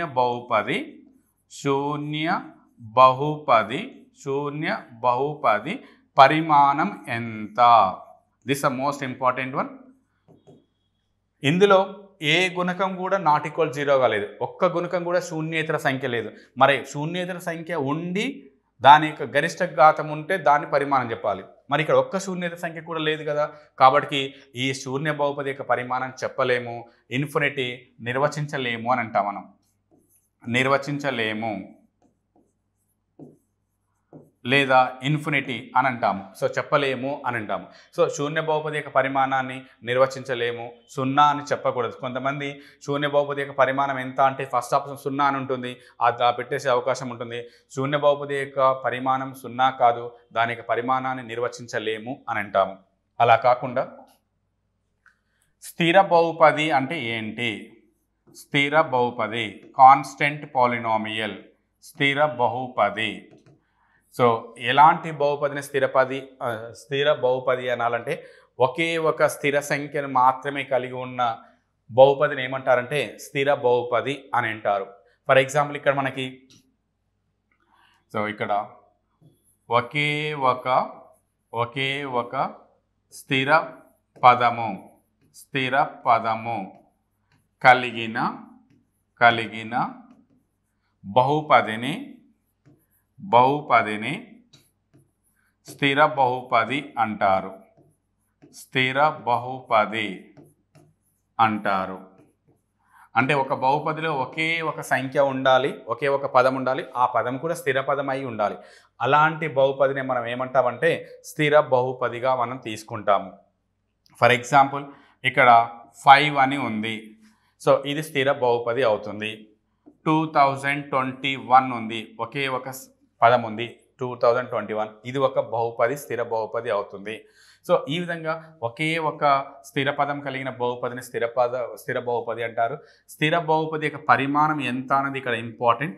స్థిర బహుపది పరిమాణము, స్థిర బహుపది పరిమాణము ఎంత అంటే 0 అని చెప్తాము. ఎందుకు అంటే ఇక్కడ 2021 దీని పక్కన ఏం లేదంటే x⁻0 ఉంది అని అర్థం. సో ఇప్పుడు గుణకము ≠0, ఇక్కడ x చరరాశి దాని యొక్క ఘాతాంకం 0 కాబట్టి దీని యొక్క పరిమాణం 0 అని చెప్తాం. ఇంకా కొంచెం హయ్యర్ క్లాసెస్లో అయితే మనం ఇలా చెప్తాం. ఫర్ ఎగ్జాంపుల్ ఏమంటామంటే ax³ + bx² + cx + d ఇది ఒక బహుపది. ఇది స్థిర బహుపది కావాలంటే ఇందులో a0 కావాలి, b కూడా 0 కావాలి, c 0 కావాలి, కానీ d ≠0 కావాలి. ఈ ఒక్క స్థిర పదం ఏదైతే ఉందో అదొక్కటి ≠0గా ఉండాలి. సో మిగిలిన పదాల గుణకాలన్నీ కూడా ఏం కావాలంటే 0 కావాలి. అప్పుడు మనం ఏమంటామంటే దాన్ని స్థిర బహుపది అని అంటాము. స్థిర బహుపది అంటారు. ఈ విధంగా మనకి 2 డెఫినేషన్. శూన్య బహుపది అంటే ఏంటి? గుణకాలన్నీ 0 కావాలి, అది శూన్య బహుపది. దాని యొక్క పరిమాణం నిర్వచించలేము. అదే స్థిర బహుపది చెప్పాలంటే స్థిర పదము మాత్రమే ఉండాలి, ఒకే ఒక స్థిర పదం మాత్రమే ఉండాలి, మిగిలిన పదాల గుణకాలన్నీ కూడా 0 కావాలి. అలాంటి దానిని స్థిర బహుపది అంటారు. స్థిర బహుపది యొక్క పరిమాణం ఎంత అవుతుంది అంటే 0 అవుతుంది అని అంటాము. ఇది ఒక ఇంపార్టెంట్ పాయింట్. నెక్స్ట్, గుణకము అంటే ఏంటి? కోఫిషియంట్ అంటే ఏంటి? 2 కంటే ఎక్కువ కారణాంకాలు కలిగిన లబ్దంలో ప్రతి దానిని మిగిలిన పదానికి గుణకము అని అంటారు. So this a very important one. నేను ఇక్కడ ఒక చిన్న ఎగ్జాంపుల్ తీసుకుంటున్నాను. సో దీంతో మనం ఎక్స్ప్లెయిన్ చేయొచ్చు. ఉదాహరణకి 6xy అని ఉంది అని అనుకోండి. ఇది ఒక పదం. ఇందులో కారణాంకాలు ఎన్ని ఉన్నాయి? 3 కారణాంకాలు ఉన్నాయి. 6 అనేది ఒక కారణాంకం, x అనేది ఒక కారణాంకం, y అనేది ఒక కారణాంకం. ఇలా 2 కంటే ఎక్కువ కారణాంకాలు కలిగిన లబ్దంలో ప్రతి దానిని మిగిలిన పదానికి గుణకము అంటారు. అంటే ఉదాహరణకి ఇక్కడ ఈ 6 తీసుకున్నారనుకోండి, xy గుణకం ఎంత అవుతుంది?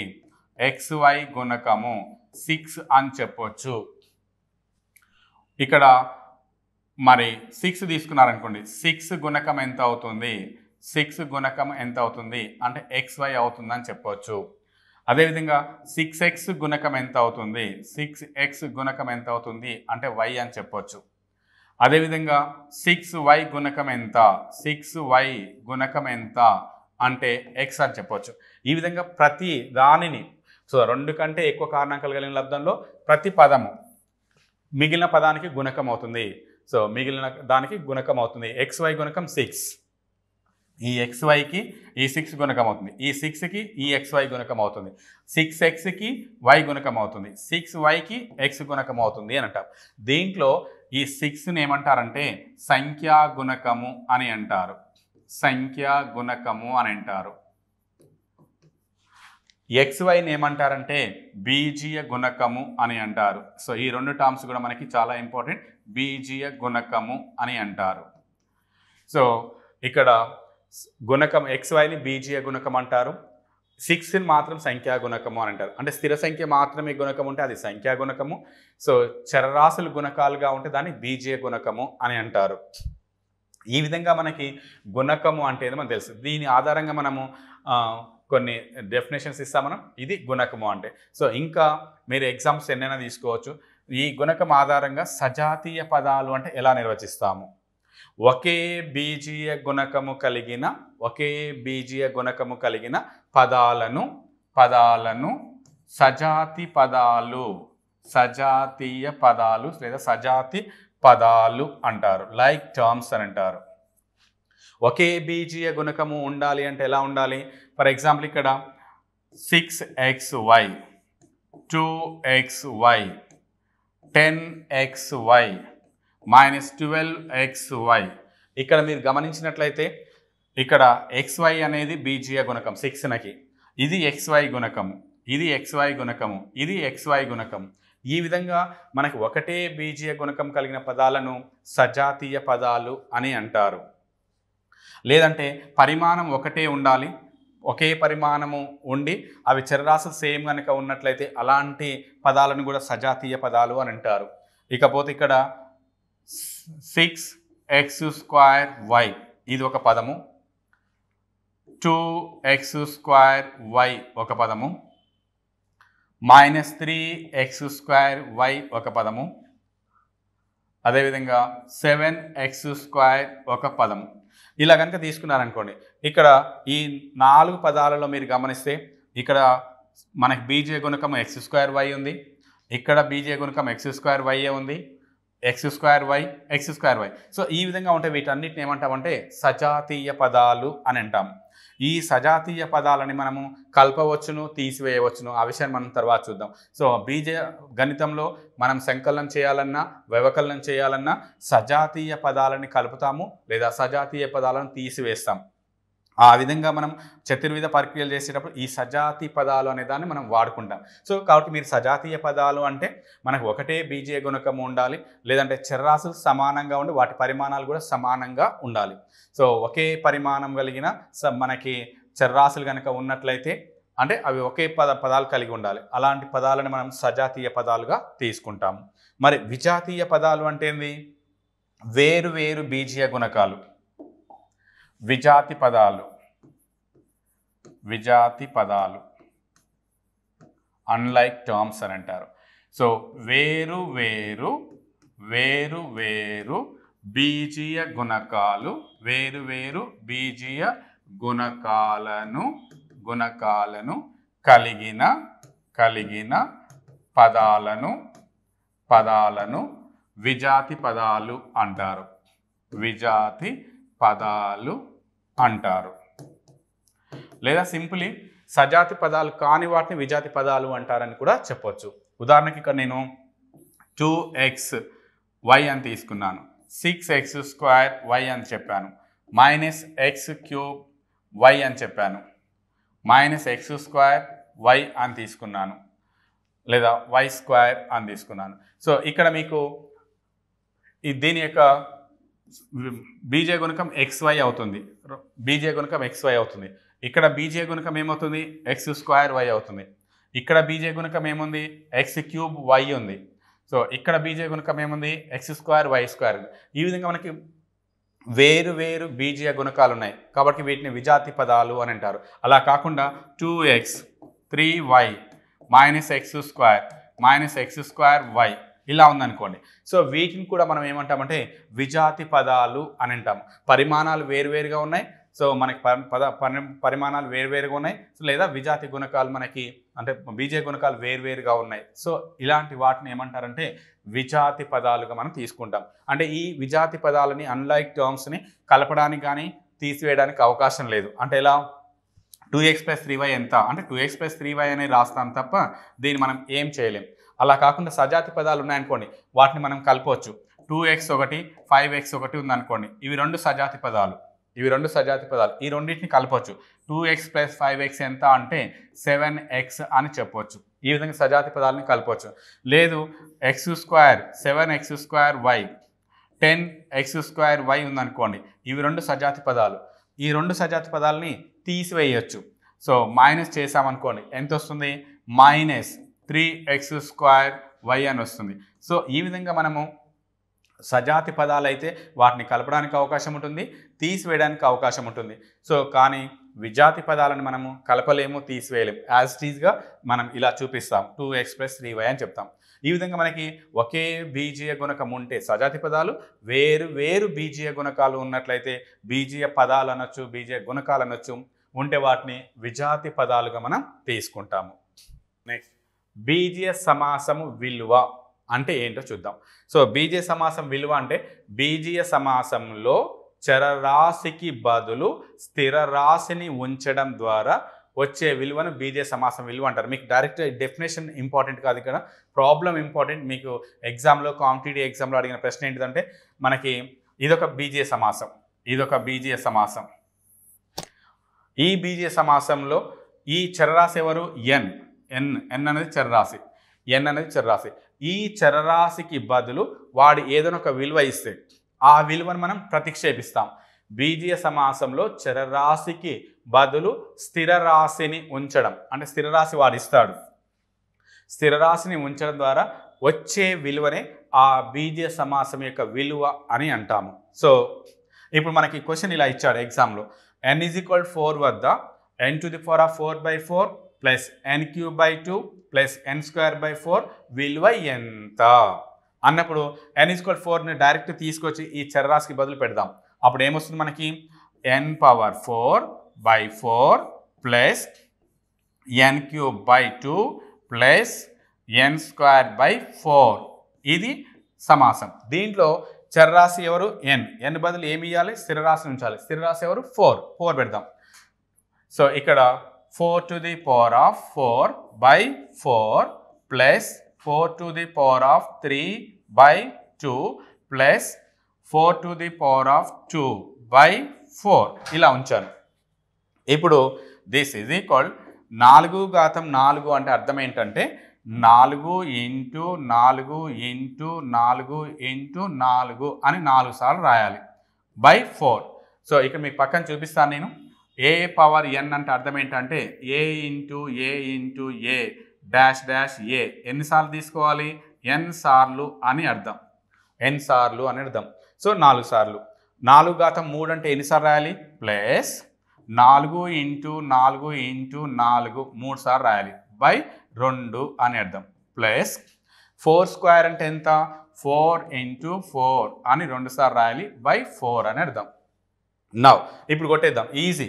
ఇగో ఈ 4కి ఈ 4 క్యాన్సల్, 2 1s 2 2s క్యాన్సల్, ఈ 4కి ఈ 4 క్యాన్సల్. ఇలా సింప్లిఫై చేయొచ్చు. Now this is equal 4 × 4 16, 16 4s 64 ఒక నెంబర్ వచ్చింది, ప్లస్ 4 × 4 16, 16 2s 32 ఇది అయిపోయింది, ప్లస్ 4 మాత్రమే ఉంది, 4 మాత్రమే ఉంది. ఈ విధంగా నౌ 32 + 4 36, 36 + 64 100 అవుతుంది, 100. సో మన ఆన్సర్ 100 అవుతుంది. ఎలా ఇస్తారు ప్రశ్న, n = 4 వద్ద n⁴/4 plus n³ plus n²/2 విలువ ఎంత అని అన్నాడు. సో ఇది ఒక సమాసం, బీజ సమాసం యొక్క విలువను కనుక్కోవడము అంటారు.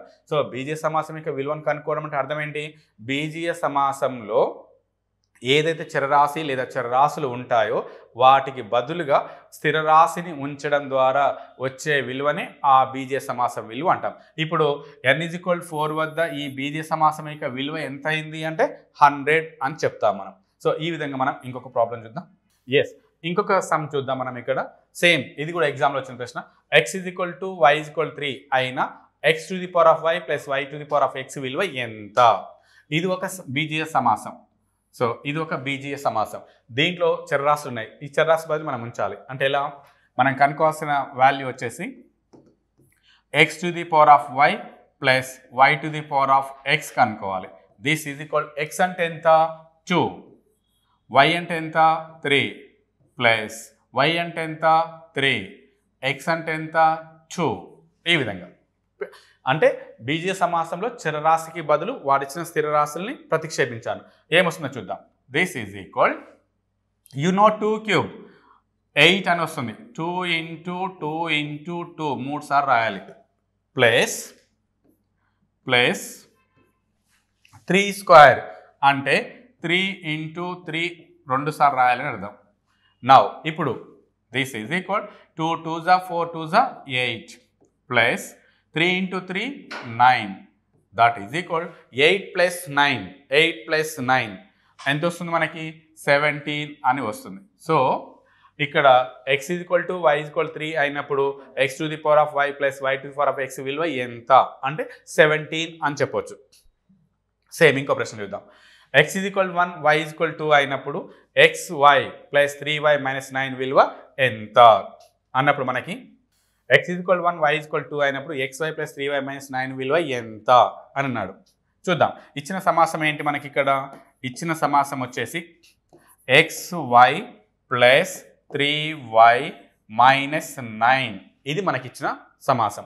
దీంట్లో x అంటే ఎంత పెట్టాలి, 1 పెట్టాలి, 1 ఇంటూ y అంటే ఎంత 2 ప్లస్ 3 ఇంటూ y అంటే ఎంత 2 minus 9 this is equal 1 into 2 plus 3 into 2 6 minus 9. Now this is equal 2 plus 6 8 minus 9.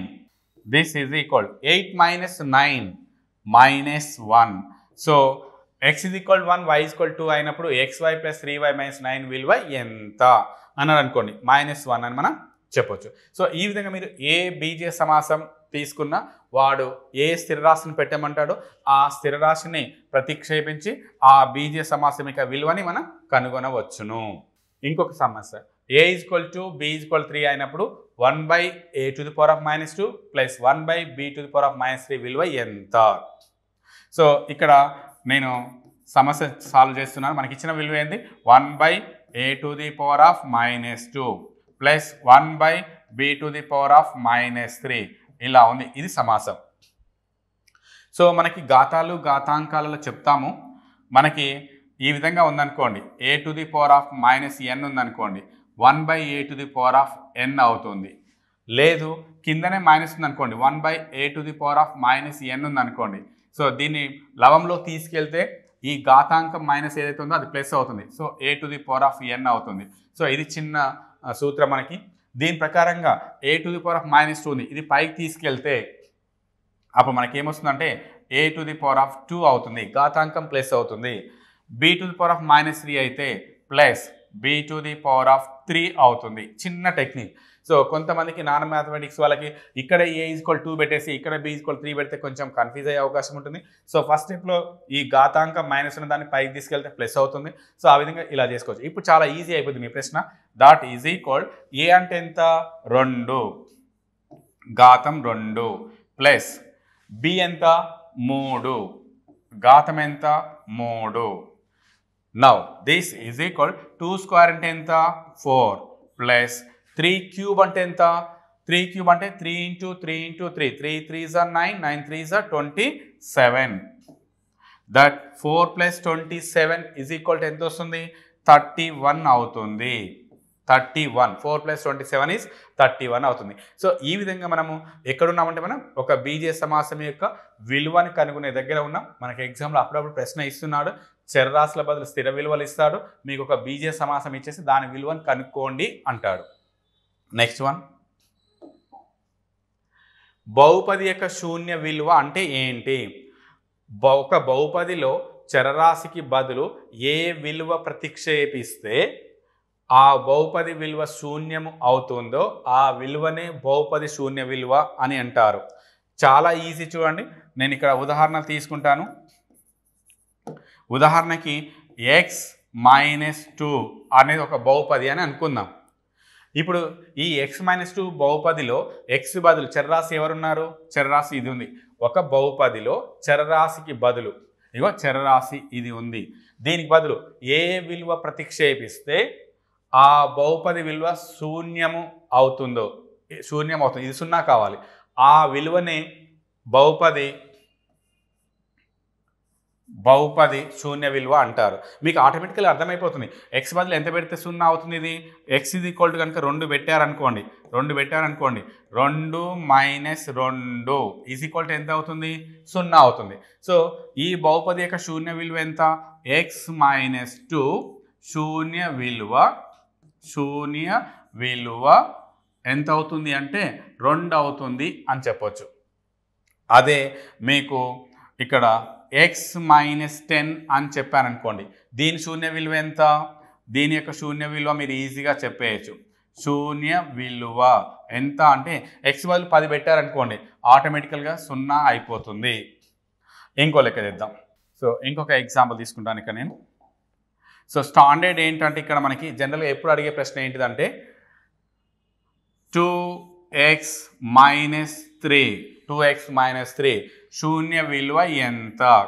ఈ విధంగా ప్రశ్న ఇస్తుంటారు మనకి. శూన్య విలువ ఎంత? ఇలా ఇస్తారు ప్రశ్న. 2x-3 యొక్క శూన్య విలువ ఎంత? ఇలాంటప్పుడు మీరు కన్ఫ్యూజ్ కాకుండా ఉండడం కోసం ఈజీగా ఏ విలువ పెట్టాలనేది ఆలోచించకుండా మనం ఇలా చేసేయచ్చు. రఫ్గా చేస్తాను ఇక్కడ నేను 2x - 3 ఇది 0 కావాలి కాబట్టి ఇది కూడా 0కి సమానం చేయండి. ఇప్పుడు 2x ఈ -3 నాకు పంపించండి +3 అవుతుంది. x ఈ 2 నాకు పంపించండి 3/2 అవుతుంది. కాబట్టి x బదులు ఏం పెడితే 0 అవుతుంది అంటే 3/2. నిజమేనా చూడండి, 2 × x అంటే ఎంత పెట్టాలి 3/2 పెట్టాలి. -3 ఈ 2కి ఈ 2 ఏమైపోతుంది క్యాన్సిల్ అవుతుంది. అప్పుడు మనకి ఏమొస్తుంది 3 - 3 ఎంత 0. సో కాబట్టి 3 - 3 0 కాబట్టి ఇప్పుడు ఈ బహుపది యొక్క శూన్య విలువ ఎంత అంటే ఏమని చెప్పాలి, శూన్య విలువ x 3/2 అని చెప్పేయచ్చు. సో ఈ విధంగా మీరు బహుపదిలో మీరు ఈ చరరాశి బదులు ఏ విలువను పెడతారో అక్కడ 0 అవుతుందో అదే శూన్య విలువ అని చెప్తాము. ఇంకొక ఎగ్జాంపుల్ తీసుకుంటాను నేను. ఫర్ ఎగ్జాంపుల్ మీ ప్రశ్న 4/10x - 10/4 యొక్క శూన్య విలువ ఎంత? శూన్య విలువ ఎంత ఇలా ఉంటుంది ప్రశ్న. ఇప్పుడు దేన్ని చూసి మనం కన్ఫ్యూజ్ కానవసరం లేదు. ఇక్కడ x బదులు ఎంత పెడితే ఇది 0 అవుతుంది అనేది అంత తొందరగా కనుక్కోవడం కొంచెం కష్టం. కానీ నేను చెప్పిన పద్ధతి ఇలా పాటించామనుకోండి 4/10x - 10/4 దీని విలువ ఎంత కావాలి 0 కావాలి. సో 0కి సమానం చేశారు. ఇప్పుడు నేను xని కనుక్కుంటాను. 4/10x 10/4 అని పంపించండి 10/4.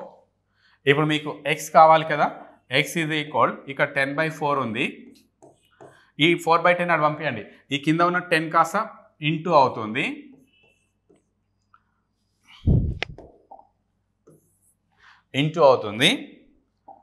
బై ఈ పైన ఉన్న 4 కాస్త ఇంటూ కిందికి వచ్చేస్తుంది.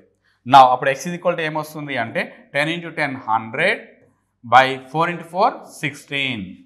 సో దీని యొక్క శూన్య విలువ ఎంత అంటే 100/16 అని చెప్పేయచ్చు. కానీ కొంతమంది చాలా ఫాస్ట్గా ఈ 10 క్యాన్సిల్ 4 క్యాన్సిల్ చేసి శూన్య విలువ 1 అని చెప్పే ప్రమాదం ఉంది. సో కాబట్టి జాగ్రత్తగా చూడాలి. ఇక్కడ ఈ బహుపది యొక్క శూన్య విలువ ఏమవుతుంది, బహుపది శూన్య విలువ వచ్చేసి 100/16 అవుతుంది, నాట్ 1.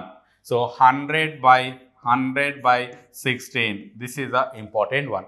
కొన్ని స్టాండర్డ్ వాల్యూస్ చూద్దాం మనం. ఇక్కడ నేను బహుపదిని తీసుకుంటున్నాను. ఎగ్జామ్లో ఎక్కువగా అడిగే ప్రశ్నలు ఇక్కడ నేను బహుపది దాని యొక్క శూన్య విలువ ఎంత అనేది నేను డైరెక్ట్గా చెప్పొచ్చు, మీరు కూడా చెప్తారు. శూన్య విలువ అని ఒక టేబుల్ తీసుకుంటున్నాను నేను. ఈ విధంగా బహుపది దాని యొక్క శూన్య విలువ స్టాండర్డ్ వన్ ఏంటంటే x - a ఉంది అనుకోండి.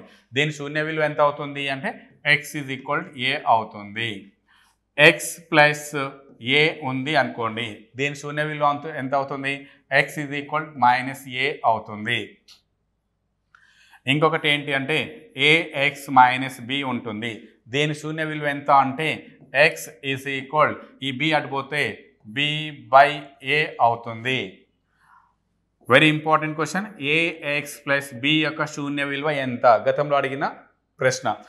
ax + b యొక్క శూన్య విలువ ఎంత? x -b/a అవుతుంది. 2x + 3 యొక్క శూన్య విలువ ఎంత అంటే x -3/2 అవుతుంది. 5x - 7 యొక్క శూన్య విలువ ఎంత అంటే x 7/5 అవుతుంది. 7/5 అవుతుంది. సో ఇక్కడ 1/2x - 4 శూన్య విలువ ఎంత అన్నాడు అనుకోండి. x ఈ -4 అవతల పోతే +4 × 2 8 అవుతుంది. x ఎంత అంటే 8 అవుతుంది. ఈ విధంగా బహుపది దాని శూన్య విలువ. ఏ బహుపదిలోనైతే చరరాశికి బదులు ఏ విలువను ఉంచితే దాని విలువ 0 అవుతుందో ఆ విలువలనే ఏమంటారంటే శూన్య విలువ, బహుపది యొక్క శూన్య విలువ అని అంటారు. సో ఈ విధంగా మనం ఈ వీడియోలో చాలా అంశాలు నేర్చుకున్నాం. ఈరోజు మన క్లాస్లో బీజగణితం యొక్క పరిచయాన్ని చూసాం, బీజగణితంలోని పదాలు ఏముంటాయో చూసాం, దాని యొక్క హిస్టరీని చూసాం. అదేవిధంగా స్థిరరాశి అంటే ఏంది, చరరాశి అంటే ఏమిటి, పదము అంటే ఏంటి, బీజ సమాసం అంటే ఏంది, సంఖ్యా సమాసం అంటే ఏంది, బీజ సమాసాల రకాలు ఏముంటాయి, దాంట్లో ఏకపది అంటే ఏంది, ద్విపది అంటే ఏంటి, త్రిపది అంటే ఏంటి, బహుళపది అంటే ఏంటి, బహుపది అంటే ఏంటో చూసాం. బహుళపదికి బహుపదికి మధ్య భేదం ఏంటో కూడా చూసాం మనం. అదేవిధంగా ఏకపది యొక్క పరిమాణం ఎలా చెప్తాము, బహుపది యొక్క పరిమాణం ఎలా చెప్తాము, అదేవిధంగా బీజ సమాసం యొక్క విలువని ఎలా కనుక్కోవాలి, బహుపది యొక్క శూన్య విలువని ఎలా కనుక్కోవాలనే కొన్ని బేసిక్ కాన్సెప్ట్స్ మనం ఈరోజు బీజగణితంలో నేర్చుకున్నాము. సో నెక్స్ట్ వీడియోలో మనము ఈ బీజీయ సమాసాలపైన చతుర్విధ ప్రక్రియలు ఎలా చేస్తారు అనే సమస్యలను చూస్తాం. వాటిలో కూడా మనకి ఎగ్జామ్లో, కాంపిటేటివ్ ఎగ్జామ్లో ఒక ప్రశ్న వస్తుంది. సో ఆ చతుర్విధ ప్రక్రియలు ఎలా చేస్తాము అనేది మనం నెక్స్ట్ వీడియోలో చూద్దాం. Okay, thank you.